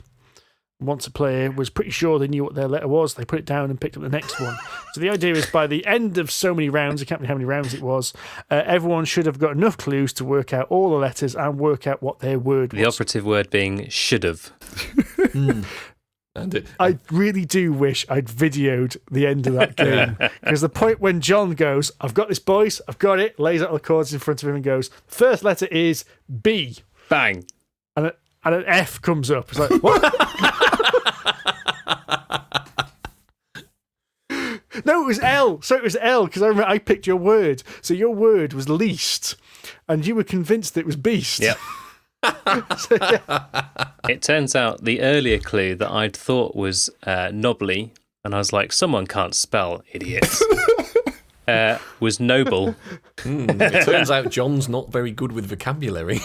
I'm fine. What I hadn't realised is that you need to be much more careful about narrowing down which words each thing could be and be much more certain about them. And I think it's fair to say that every single one of us came a cropper of that. Yeah, agreed. absolutely. Yes, we did. It can't possibly be any other word. It turns out it is another word. Oh, it's that word. Damn it. It's that wild card, isn't it? Whenever we use that wild card that's in the middle, it just threw everybody off. Not only did you try and work out your own letter, but I think I got Steve Wood. There was Hilly and Holly. Yes. That it just changes it completely. I had a few of those. I had more fun with it than I thought I would. Agreed. Same. Yeah, I agree with that, actually. I could absolutely see myself buying this game purely to play at Christmas, because my family's massive on word games, apart from my dad, who's slightly dyslexic and hates any kind of word game. But the rest of my family absolutely love them. So I think it's a go down a treat for that. I think it is a great game for those type of situations, or if you like word games and spelling games generally. I think it's a really nice, because it's a cooperative game for a start, so it's a bit it's a different twist on that. For me, my ability to spell words is quite limited. I mean, there was points in that, and it's only a 5-letter word. I was having to Google that. I was making sure I was spelling the right word for you guys. Just go, right, yep, it does have that. Which in itself is a little embarrassing, and I just felt so cringeworthy so many times through that. Good game, just really not for me. It's fair. To be fair, it wasn't too bad. You need to judge your audience as well. I was like, you guys are geeks. You know about computers. Of course you're going to know. Of course you're going to know about baud rates. BAUD. It's perfectly obvious. What I'd forgotten is that BAUD is also quite similar to Bard, and the special letter that wasn't being used was in fact that R. And I was like, this is totally obvious. And Andy's like, oh, I know this because I know you, John. I know exactly what this is, because he was thinking Bard. Yeah. I was like, oh, the knowing look between the two of you at that point as well. There was a look like, oh yeah, you've got me, I've got you. I know exactly what about. Yep. We've got each other, but we've got each other wrong. Yep. I've got your hand. I've got your hand. We're holding different hands. That's not my hand. No. The other one is, you said bored, and I, even after I'd worked out what the missing letter was, still didn't even know what the bloody word was. Oh, I don't know. It was just a random assortment of letters as far as I was concerned, that one. Know your audience, people. I apparently don't. But it was functional, I think is the word I'm going to use. I can't deny we had fun with that. We did have a lot of fun. I really can't deny that. As I said, John turning over there, it's definitely a B. L. What? Yeah, that made it. Yeah. We all got, as John says, we all came a cropper with that. How is this a Y? Yeah. Oh, it's not a Y, it's an F. What? Oh, that word was that. Oh, yeah, okay. So yes, it was more fun than it should have been. Yeah. And I think it will be. I think this is a game with a couple of drinks, and as you said, with your family or whatever, I think it'll go down a hoot. Yes. Now, the other game we played was Sanctum, which the best way to describe this game is this is Diablo. Diablo the board game. Yep. Yeah. I have a better description.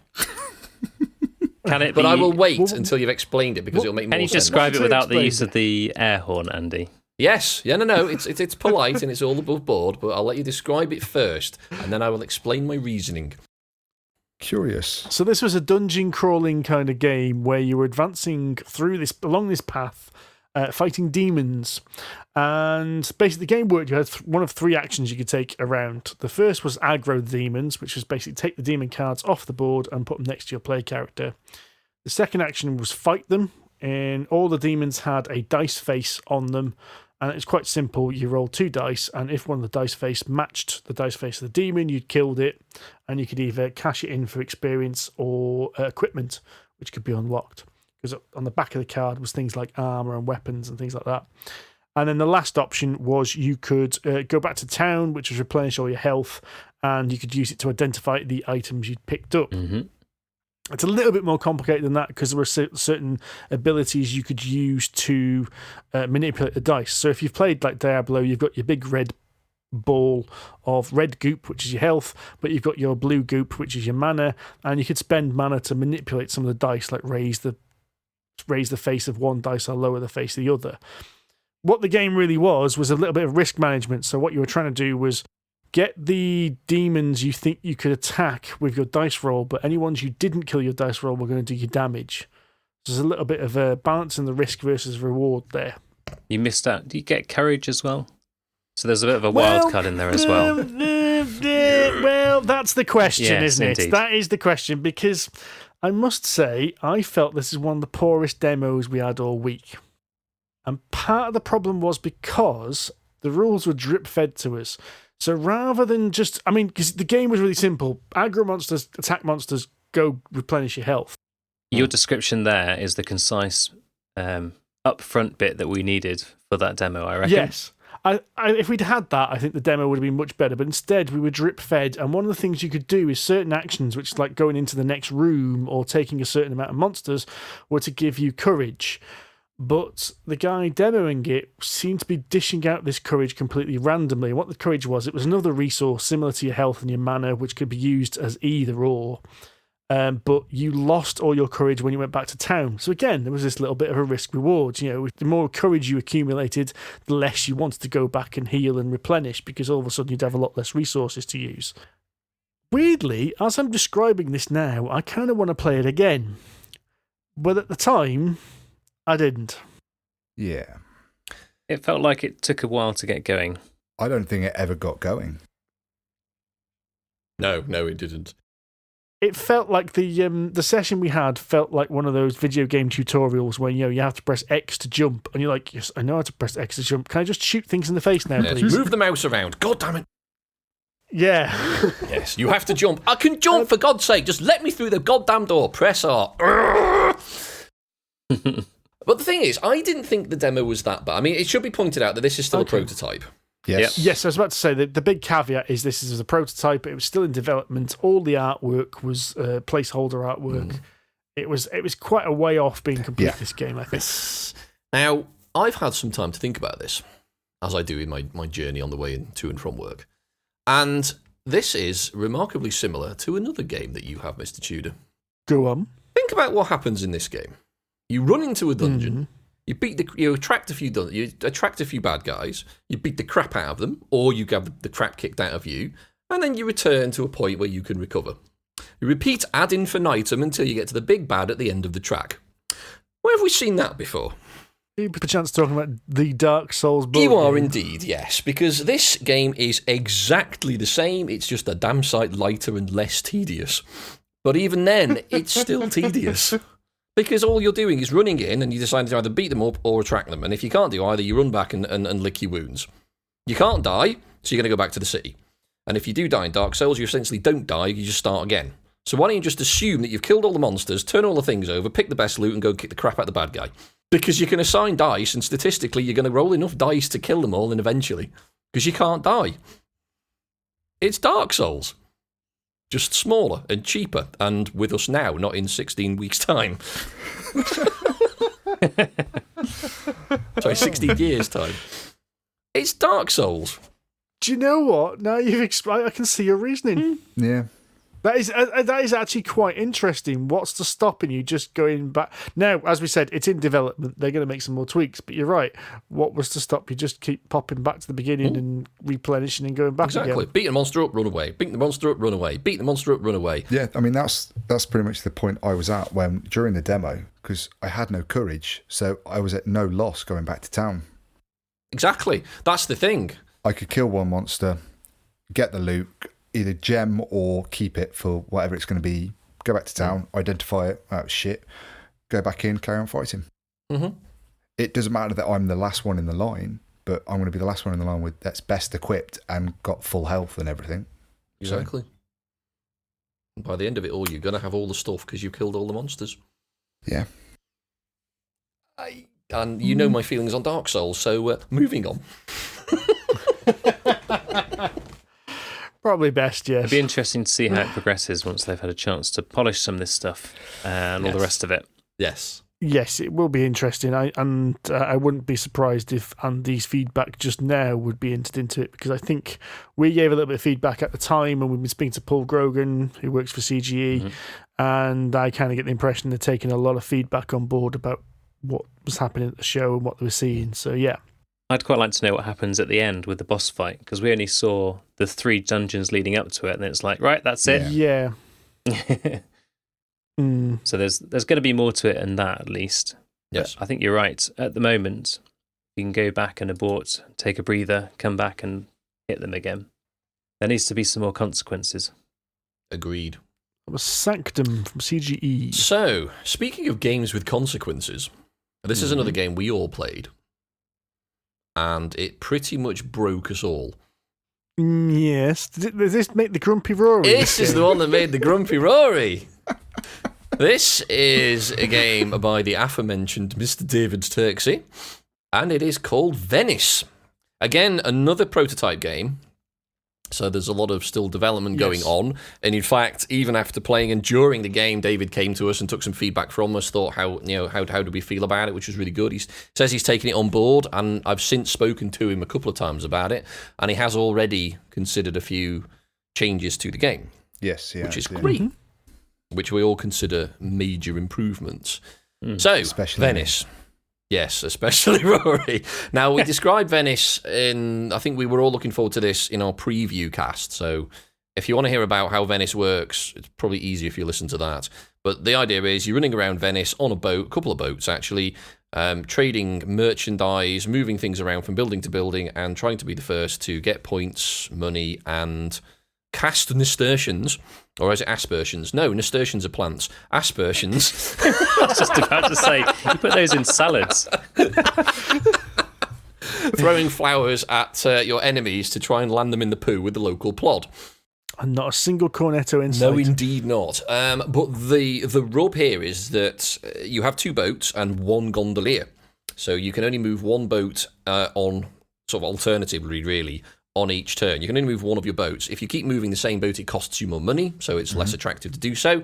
And moving around the city of Venice, around the canals, will cost you money as well, because there's certain spots that you have to pay up. And in passing your opponents, you will spread dirty, filthy lies about them. But they'll also spread dirty, filthy lies about you. That is true. It works both ways. Two-way street. It does work both ways. You're right. It's a 2-way street or a 2-way canal, I suppose. And in using each of the buildings, you can progress your little worker from a basic action, and the more people that use that spot, your worker gets more and more powerful until it gets to the top spot, and it can do all of those things on those spots. And of course, the idea is that you're building an engine whilst moving around, trying to create the most efficient path, the biggest engine, and activate the most spots in a single move.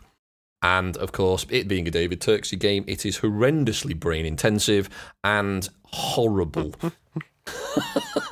In sense that it is not a friendly game. No. Which I love. Especially the way we played it. Yes. Yeah. Well, I think that was the design intent somehow, the way we played it, because we were absolute dicks to everyone at every available opportunity, which I think we were taught the game by Lewis from Braincrack Games, who is the publisher. Halfway through, Lewis goes, it's all right if I go have some lunch, because I haven't eaten anything yet, and it's like 3:00 in the afternoon or whatever it is, and we go, no problem. He disappears, and we think we're being left alone, and David Turksey turns up and actually teaches the second half of the game, and basically looks at the board and goes, bloody hell, you are being nasty to each other, aren't you? Not always deliberately either. It was when he plays it, was it Intrigue? What was the track called again? It was the Dirty Rumors track, Intrigue, wasn't it? I yeah, can't remember what it's called, yeah. Yeah, the Dirty Rumors track. He said when he plays it, he never gets higher than 5, and we were all maxed out on 8. Yeah, I got to 5 by the end of the first round because you lot kept passing me and throwing poo at me. I got to the point where I basically couldn't risk moving because, and every time I did, I just knocked off loads more victory points. When you get to the end of the track, any more rumours that are cast about you basically start to knock off victory points. So I went up the scoreboard, and then I was rapidly going back down it again. Yes, I enjoyed seeing that. That was great. I loved it. I really loved it. Steve did an amazing job at this game, though. Yeah, something about this game really clicked with me, and I got the knack as to what I was doing. I think much earlier than everyone else, and I was like 30 points in the lead, whereas Andy was at zero. I think part of it is you were lucky that the bits that you needed to get to weren't blocked at the crucial points. I had bits where I had absolutely everything I needed to score big, and I could have whipped past a load of things, but there just happened to be someone there, and it was you, Steve. See, my engine was slightly longer. Whereas, because basically towards the end of the demo, I had 2 boats full of stuff that I could deliver in 2 turns, which would have jumped me up the track something like 20 points, and I'd have offloaded stuff and got workers out. So if the demo would have gone on literally one more turn, I'd have been in the running. But if the demo had gone on one more turn, you would have been wearing the table. Those counters would have been all over David Turksey. After an hour of play, I had 0 prestige points, 0 victory points, and had delivered 0 contracts. I was possibly going to be in negative points on the next turn because you were just shit then, weren't you? Says Andy, who is also on 0. Andy was on 8 points at the end of that. I'll have you know, and the same points as you, Mr. Cage. In fact. I think that was your "my brain has failed" game, Rory, because I was sitting next to you, and at one point I was trying to help you. I was like, well, why are you not looking at your other boats? Because one boat's full and ready to go, and you're like going, yes, I can't get that boat. And I kept trying to say to you, yeah, but your other boat can deliver. Look, it just needs to go there. That's all it has to do. And you're like, no, it doesn't matter. I can't get this boat ready. Judah, I will eat your face if you look at my board again. I really like this. I really like this because it's proper David Turksy stuff. As you said, it's proper like, hang on, there are 20 things I need to juggle in my brain. But once they click, I thought it was just brilliant. Yes.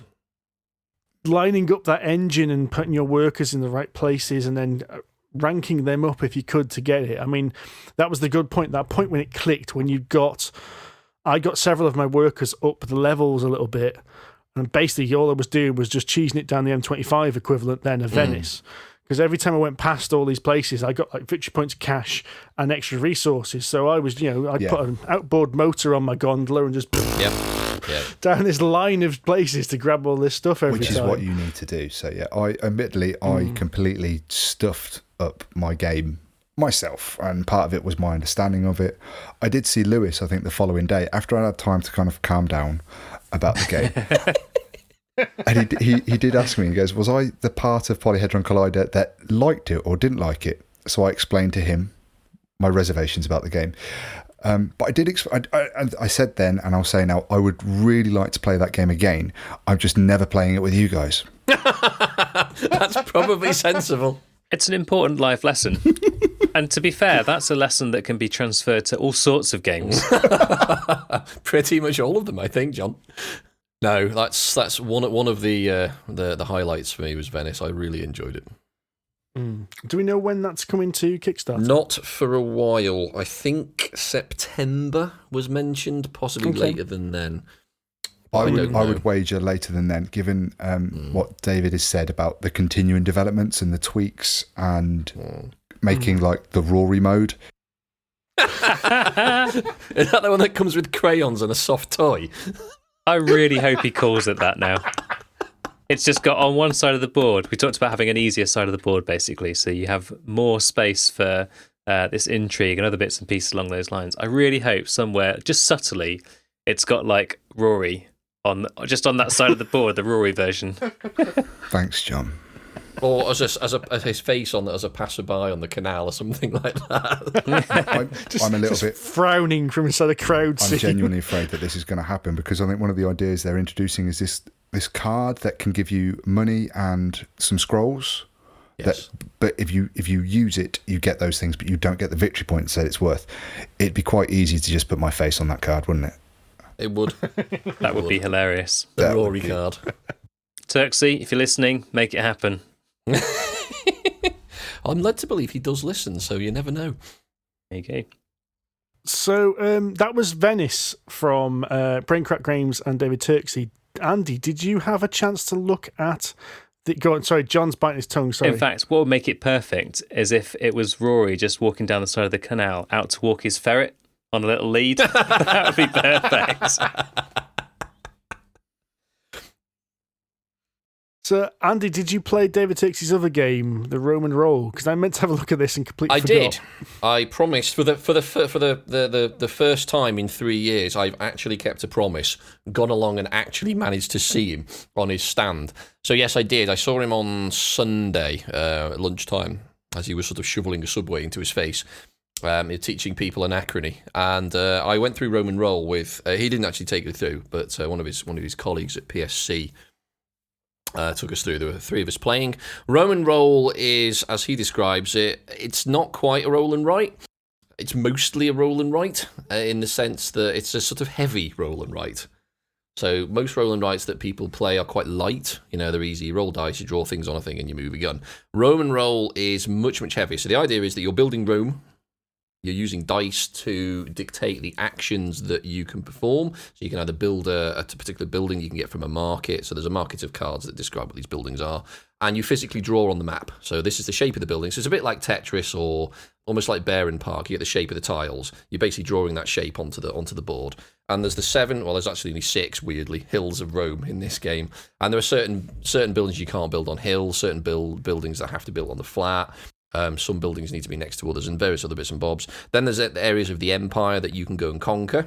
So you can raise an army and go off and march, and you get points for doing so, but you've got to leave garrisons behind and blah, blah, blah, blah. So you roll dice, everyone drafts dice and builds up this city. So everyone's working on the same map, but you have an asymmetric person that you play. So everyone has a set of individual actions that they can do, and none of them are the same. Typical Turksy again. Actually, I rather enjoyed it. Sounds like Tiny Towns, the roll and write game. From what you described then, anyway. Sort of, yes. Ish. A bit, yeah, because you could choose, I mean, in the sense that not everyone gets the same resources, but yes, you will choose some resources. I mean, the dice represents like resources and actions and various other bits and bobs. So yes, the dice face might have two logs on a build action, for example. So you can use your stored materials to build a building like you do in Tiny Town. So yes, I think in a way, kind of, yes. So worth a peek when it comes out. Definitely. Then? It's still very much a prototype. You could tell that just because it was literally just printed paper. All of the icons were quite confusing because they used different icons for the same thing. I was looking at it going, is that the same as that? Can I do that? What the hell does that mean? Oh, it's the same thing, Andy, don't worry. Okay. So that added a 5th dimension to the 4th dimension that David usually throws at games. But you could tell it was very much, it was obviously dice drafting, action selection, but there's definitely a very strong engine under it. You could definitely tell it was a David Turksy game. It did have that continuing engine. You need to build up your resources so you can do something else, build up your army so you can do something else, do them all in concert, do them one after the other, and boom, there you go. So yes, I did enjoy it. Sounds good. Speaking of Rome games, I think we now hold the World Guinness record for the fastest game of donning the purple. Yes, I think we do. Petter from Tompet Games was desperate to show the new expansion for Donning the Purple coming to us, and I basically had like half an hour because I had to go be somewhere else to drop a game off with someone. And he said, all right, well, what we'll do is we'll just play as much as we can in half an hour. Now, a game runs massively smoother when you have the designer of the game doing the upkeep round. Yes, it did. Whereas me and Andy would be going down the list in the rulebook going, right, now we have to roll to see where the barbarians arrive, and then we decide where the barbarians are moving. He just went, roll, barbarians there, they move there, they move there, and they move there. Right, we haven't got any food there. Oh, I'm sorry, what? It's your go, Andy. What? What? So I think we played 2 rounds, which is half a game, in 20 minutes. Yes. Oh, yeah. Yeah, I know. That's pretty good going. Oh, yeah. We knew what we were doing, and we were just like, bang, bang, bang, bang, bang. And that also included introducing the new section of the game, which was the voting in the Senate rules. So there's a whole new section of the game which we'd never played before, and that included that. I was rather quite impressed with myself. Yes, absolutely. Nicely done. Did you guys also play with the general character? No, because you need 4 players for that. There's only the okay. 3, sadly. But he did go through what it involved, which sound pretty good. So again, it's an asymmetric character, and the idea is that the general can do certain actions. If you keep doing certain things with the general, he gets more powerful, and he controls the armies. If he gets too powerful, he basically marches into the Senate and goes, right, I'm now the boss, and becomes the emperor, whether the heir likes it or not. So that is a lovely thing. So obviously you've kind of, I suppose with that, you kind of got 2 things to keep an eye on. You've got obviously the emperor, you've got to keep an eye on to make sure they don't get too powerful and get too many points. But then you've got to keep an eye on the general to make sure they don't get too powerful and steal the emperor so that they get the points, which makes it really quite interesting. I really liked the Senate actions because essentially it's just a bunch of votes. In the base game, you basically buy senators. You bribe them and you can control them. The person with the rightmost token controls the Senate.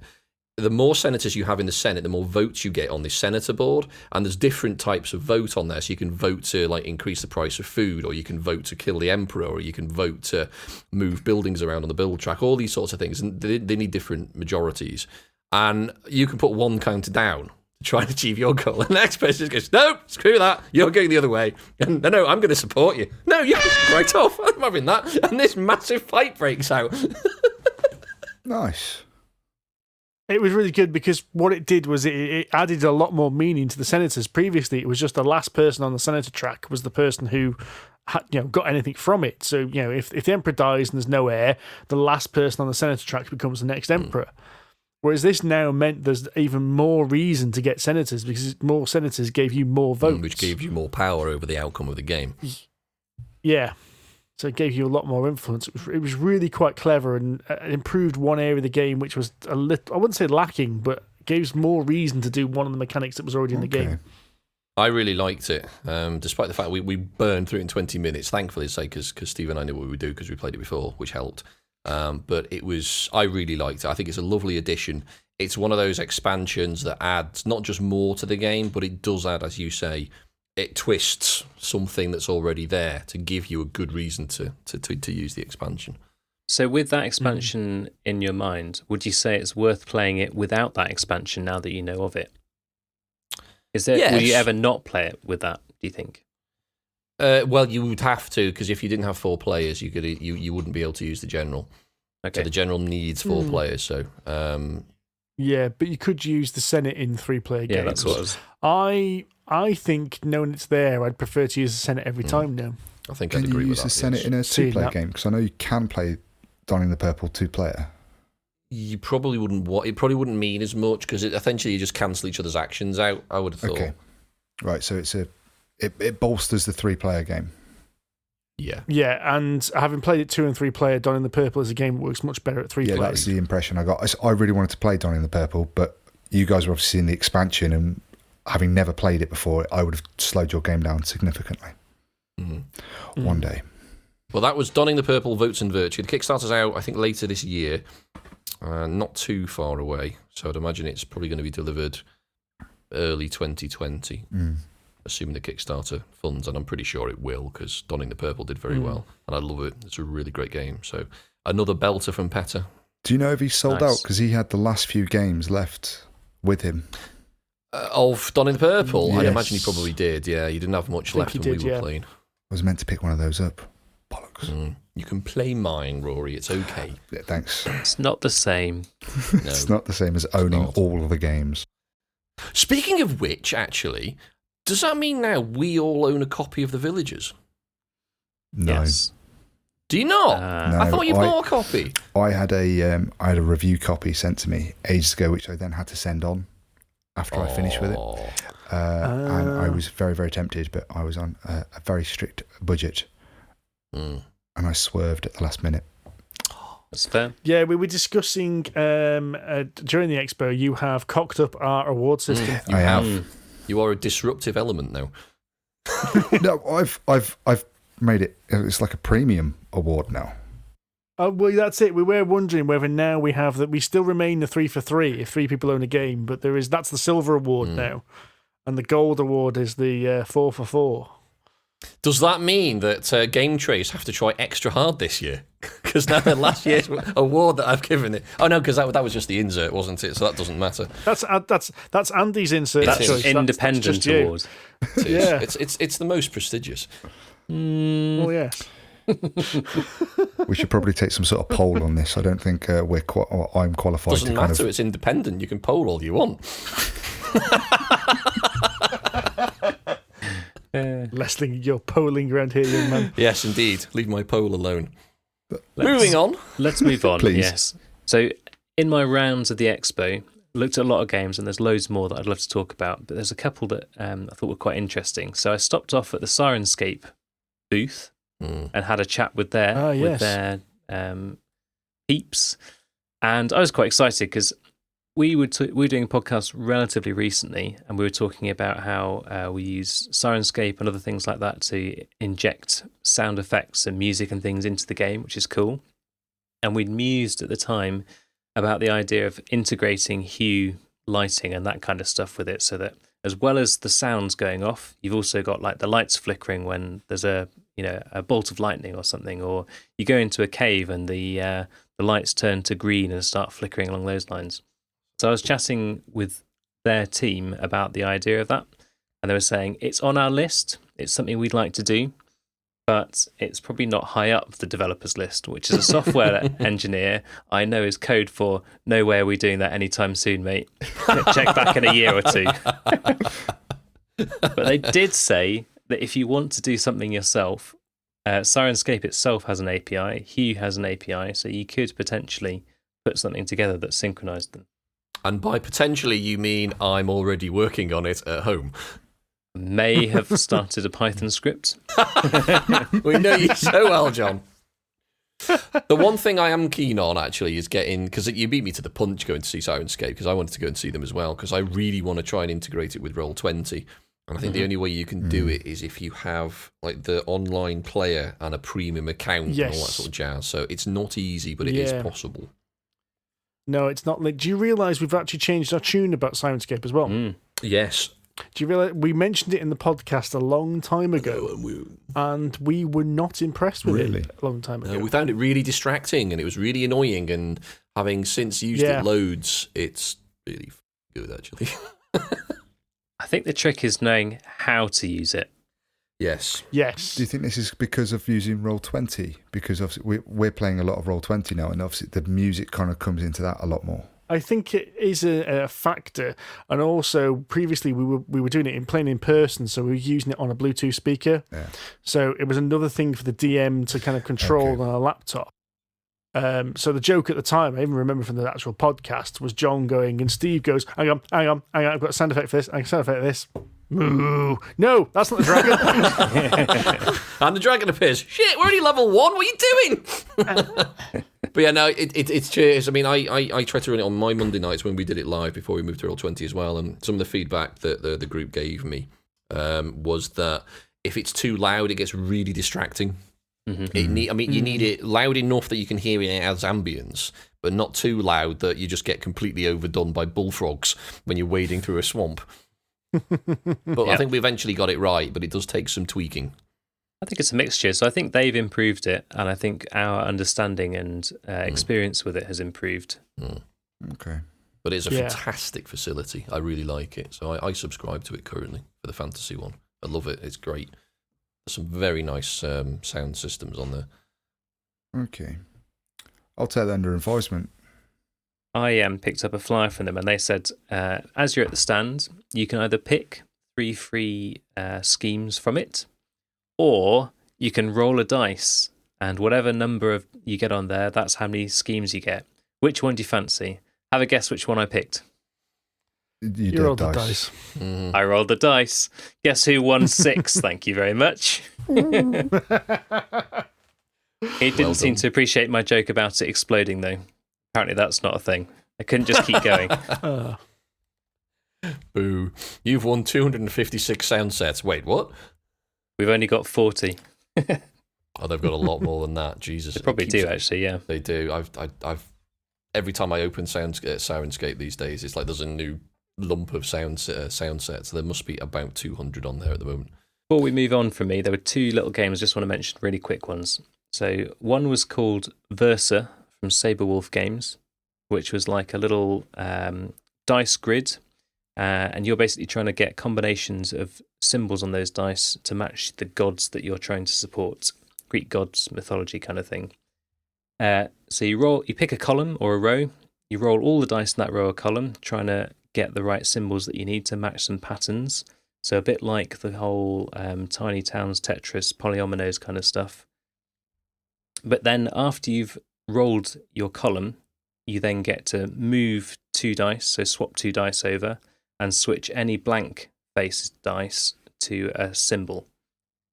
So you're trying to shift all of your stuff. You've got different factions, so your opponent has a different colour compared to yours, and you're kind of adjusting things towards you without adjusting things towards them, if that makes sense. So it's only a prototype, and played it for 10-15 minutes, but it's one of a few that I sort of passed the stand and thought, that looks okay. I'll listen to the description. It's like, why don't you have a go? Okay, I'll have a quick go. And then 20 minutes later, I'm like, right, so if I do this and then this, then I've beaten you. Hurrah! I just thought it was a neat little game. So one to have a look out for and see if the final version looks as good as the prototype did. What was that called? That was called Versa from Saberwolf Games. And another one that caught my eye along similar lines, something from Cardboard and Coffee called XR, of a piratey kind of theme. I saw that at the press preview. I quite like the look of that. Shame I didn't get the chance to go see it proper. So I didn't play it, but I did have a good description of it, which is essentially, if you look top down on it, it looks like a load of little discs, and they've all got little paths on them. And essentially you're a pirate, and you're trying to explore the island to find hidden treasure and bring it back to the ship. Which is fine, except that everyone on their turn can change a disc. They can rotate it. So it's kind of like something like Suro, except you get to rotate the paths once they're down. So you're trying to make like long paths to get all the way across to get your treasure. You've got 2 pirates, I think, and you have to get you have to get them across to get the treasure, and you'll have to go back to the ship at least once. So it just looked like a really neat idea. So I'm kind of interested to see how that prototype will progress. Okay. Interesting. It did look quite neat, actually. So that's XR from Cardboard and Coffee. So Rory and I teamed up for pretty much the entirety of, I think it was Saturday, wasn't it? More or less, yeah. Or was it Sunday? I can't remember. To be honest, most of the days. And we managed to bag the first, actually, run-through of Lifeform from All or Nothing Games. Productions, yeah. All or Nothing Productions, rather, sorry, yes. Which is the sort of alternate version of Nemesis, which we've talked about in the past, the massive miniatures game from Awakened Realms. And again, it's a sort of dudes in a ship trying to escape an alien and some kind of horrendous gribbly running around. Twist here is Lifeform is... there's no combat, basically. You can't hurt the alien. You are just 6 schlobs armed with a spanner and a flamethrower, trying to get enough stuff off this ship to try and hit the escape pod and get out before the alien catches you. The difference here is this is a 1 versus many. Yeah, one of you plays the alien. Now, I have Lifeform coming to me, so I'm going to leave it at that. And we can explain how to play when it comes in the future, and give it a full review. Suffice to say, Rory and I really enjoyed it. I think everyone we played that game, it is really good. It's very atmospheric, very tense, and it is full of, oh my god, you're a wanker. Mostly aimed at me because I played at the alien. Yeah, I mean, it really does. It does a very good job of capturing that terror and that uncertainty. Because the alien or the life form has a sensor ghost, so you never really know how much danger you're in until you're dead. That sounds quite cool. It was really cleverly done, but done in a very simple way. So really the turns were really quick. So anyway, we'll cover it in full in the future once it's arrived. The big game Rory and I really got stuck into on the Sunday morning, actually, fueled with coffee, half asleep, ding, when the coffee kicked in. And we almost got an entire game in as well, which was nice. We did, yes. I think we were like 1 round away from basically finishing. It would have been the round in which I won as well. Yeah, because I gambled and lost, but never mind. This was, if any of you are old enough to remember the game SimCity, this is basically SimCity in board game form, and this is Magnate, the First City. But with the really important aspect that there will be an economic crash in this game. So it's not like SimCity where you're just going to build and build and build, and who has the best city. It's build and build and build and build and build until the market crashes, and then who has the most money, who's played the market the most savvy. So the idea is that you are buying up land. So every turn there'll be land for sale, and that comes out at random. And there are areas on the map that will benefit adjacent spots or local areas. So if you build, say, near the airports, if you build near the airports, your industry will benefit. If you build near the parks, your residential will benefit, etc., etc. And of course, there's negative effects. If you build a factory next to a residential development, obviously that's not good, and you lose attractiveness, etc., etc. So the idea is you buy land, you build buildings, you try to attract residents to stay in those buildings, to rent the property, which you get rent for and money for, which then fuels your next investment. And at some point in the future, you will then sell that building for a massive profit. And then, of course, you can use that money to reinvest. And, of course, there are different sizes of buildings, so you can either go balls deep first and buy an enormous factory facility like I did, and then ruining my residential to fill it because there aren't you're ruining your residential property because it is, obviously, everyone's on the same map. But, of course, I struggled to fill it because there weren't enough weren't enough tenants, punters. There weren't enough businesses to want to go into a factory. I had a massive factory with no one in it. A long-term strategy that went awry. That's not like you at all, is it, Andy? Oh, no, hang on a minute. My long-term strategies never go awry. They just never reach fruition because the game ends one turn before it's due to. Oh, dear. They're right on track. It's just the track is always shorter than I expect. But what this game does well is once you've all had your three actions, your three things that you're going to do in each turn, this kind of clear down phase, and in that clear down phase we reassess how cool everything is, how valuable how valuable the land's going to be. So it can jump up quite considerably from, I think it starts at 750,000 and then it quickly becomes 1 million and then 2 million and so on and so forth, which makes everything more risky. So you can do things like marketing to make your property more attractive, which more or less means you're going to guarantee getting tenants in, but the more marketing there is, the closer we're going to be to a crash next turn. The more people that sell their land, the closer we're going to be to a crash next turn. So the game hinges on riding that wave as hard and as fast as you can, and then making sure that you are the one that causes the crash exactly when you want it to happen. So that you've cashed out. I've built this shopping mall. I've now sold it. I've built this apartment block. I've sold it. I've built this, whatever it is. I've built these really big structures, filled them with people, and then sell them. And then me selling it causes everybody else's land to completely devalue the next turn. So when you try and do the same thing, it's worth pittance. It's alarmingly realistic by the sounds of things. It is. It is. It's very, very clever. The thing is, though, it's simple but very clever, and that's the beauty of it. Action is literally just buy, sell, build, or you could do things like get some more money. You can get some more marketing. There's never a bad move. You've always got an option of what to do, but it's working out when to do that thing. And you can even, like Andy's mentioned, that lots of land come up randomly. You can always buy something that hasn't been drawn. It's just more expensive to do so because it isn't for sale at that time. So you've got to force the sale. But by doing that, you can chain all of your buildings together to kind of maximize, because retail has an effect on industry and industry has an effect on retail or commerce. You can combo them up really quite nicely together to kind of really pay out when you need them to. We both walked away from that game absolutely bouncing. Could have been to do with the really strong coffee that I just had. That also helped. Yeah, you did not stop talking that entire game. I couldn't. I ran off to go chat to some of the bloke about his laser cut pre-painted minis for RPGs, and I had to apologise. I must have apologised to him a dozen times in the space of 5 minutes about how much coffee I had had and how fast I was talking. It was, honestly, it's like you just inhaled about a kilogram of blow. Nice. It was insane.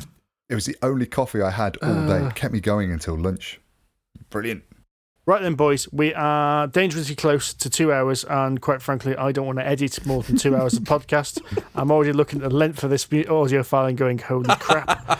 So, any last shout-outs? Any just like really elevator pitch, amazing game or something we've missed? John? Silk. Finally got a chance to play that, and we got some artwork drawn for us by the artist of the game on the inside of the box when they handed us a copy. I thought that was pretty special. So, random little worker movement kind of game. Competitive little shove your friend's silkworms off the side of the field and try and harvest the most silk. Great fun little game. Marqueses from UK Games. Andy and I played it together. He's got a big smile on his face. Dice placement about colonising the archipelago. Really clever. We only played it for a very short amount of time at a rush at the end of Saturday before Andy had to run off and watch the football. Really interesting game. Can't wait to see what happens with that as it continues to develop. I'm going to say Titan. So this is a game I was interested in before the show starts. Really, really impressive. Huge, great, round, multi-level board. And the idea is you're mining on Titan, the moon of Jupiter. It's a competitive pipeline resource generation and management game. Very heavy Euro. Still in prototype. Should be out in Kickstarter later this year. So I really enjoyed that one. Although didn't fully get it to start with because it took 2 turns for us to understand what the hell was going on. Typical heavy Euro, so obviously I loved it. I can't see it being cheap, but it was very, very impressive, and I did love it. So very keen on seeing that.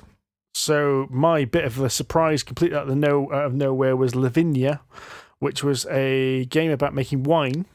And it was kind of like the path mechanism from Tokaido, but you were trying to collect sets of grapes. Now, we would explain that this was a very light game that you could play with family, and you didn't have to worry too much about the rules, but we played it absolutely ruthlessly, and because of that, it was amazing. It was good fun, that one. Basically just trying to dick each other over everyone, trying to get to the grapes, to get to the good grapes that scored the best points before anyone else. My crowning moment of glory was John getting to the end of the trail thinking he had a bucket of grapes that he could sell, as cheap supermarket plonk, only to find out that I'd already maxed out the cheap supermarket plonk bin, so John had a basket full of useless That's not grapes. like you, Steve, flooding the market with cheap shite. Son of a bitch. That was quite frustrating.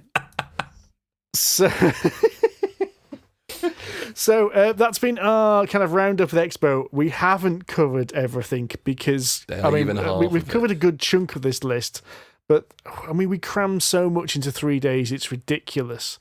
I've just been flicking through my photos. We played God of War. We haven't mentioned that yet, but hopefully these will come back up when we talk about. Speaking of awful demos, is that?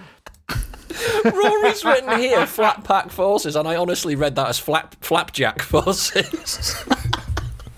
And I think that would be quite interesting, an edible board game. Anyway. Ooh. Anyway, so we apologise if we saw your game and we haven't mentioned it today. No doubt we'll do a callback and we'll talk as if we mentioned it in the podcast when we actually didn't. So in the meantime, thank you very much for listening. We have been Polyhedron Collider. If you actually enjoyed this ramshackle nonsense, please give us a review on iTunes or your podcasting platform of choice. If you'd like to chat with us, you can. We are collectively on Twitter at PolyhedronC. Well, it's usually me, but I will pass on the message to the relevant party. But personally, I am at Wahothel I am at Sonic H with a 0. I'm at John_Cage. And I'm at Rory J. Summers. Not Roy J. Summers, as you've got down there. Say, who's Roy? Hang on. Rory J. Summers. Nice. There we go. We are also on Facebook, Polyhedron Collider, and the Board Game Geek Guild 2726. If you like a bit of D&D, the Masters of Fate are in fact back this week. Bum, bum, bum. Don't worry, they'll probably die. But if you want to watch it happen, you can go to twitch.tv/Polyhedron Collider, and a few days later, or more realistically, a month later when I eventually get around to uploading all these videos. You can also watch it on youtube.com/user/Polyhedron Collider, and you can catch the podcast there too. We are also musing over some other video content we could put on there at the moment, aren't we? I think me and John were rather excited about certain things we saw at the expo, and on the drive home, I just kept downloading my brain to John about what we could be doing on video. So maybe I'll actually pull my finger out and do some of those things rather than just talk about them. Maybe. We should be back in a few weeks with another episode where we'll be back to our normal content. So back to the normal ramshackle nonsense. So until then, tatty bye. Goodbye. Catch you later. Bye-bye.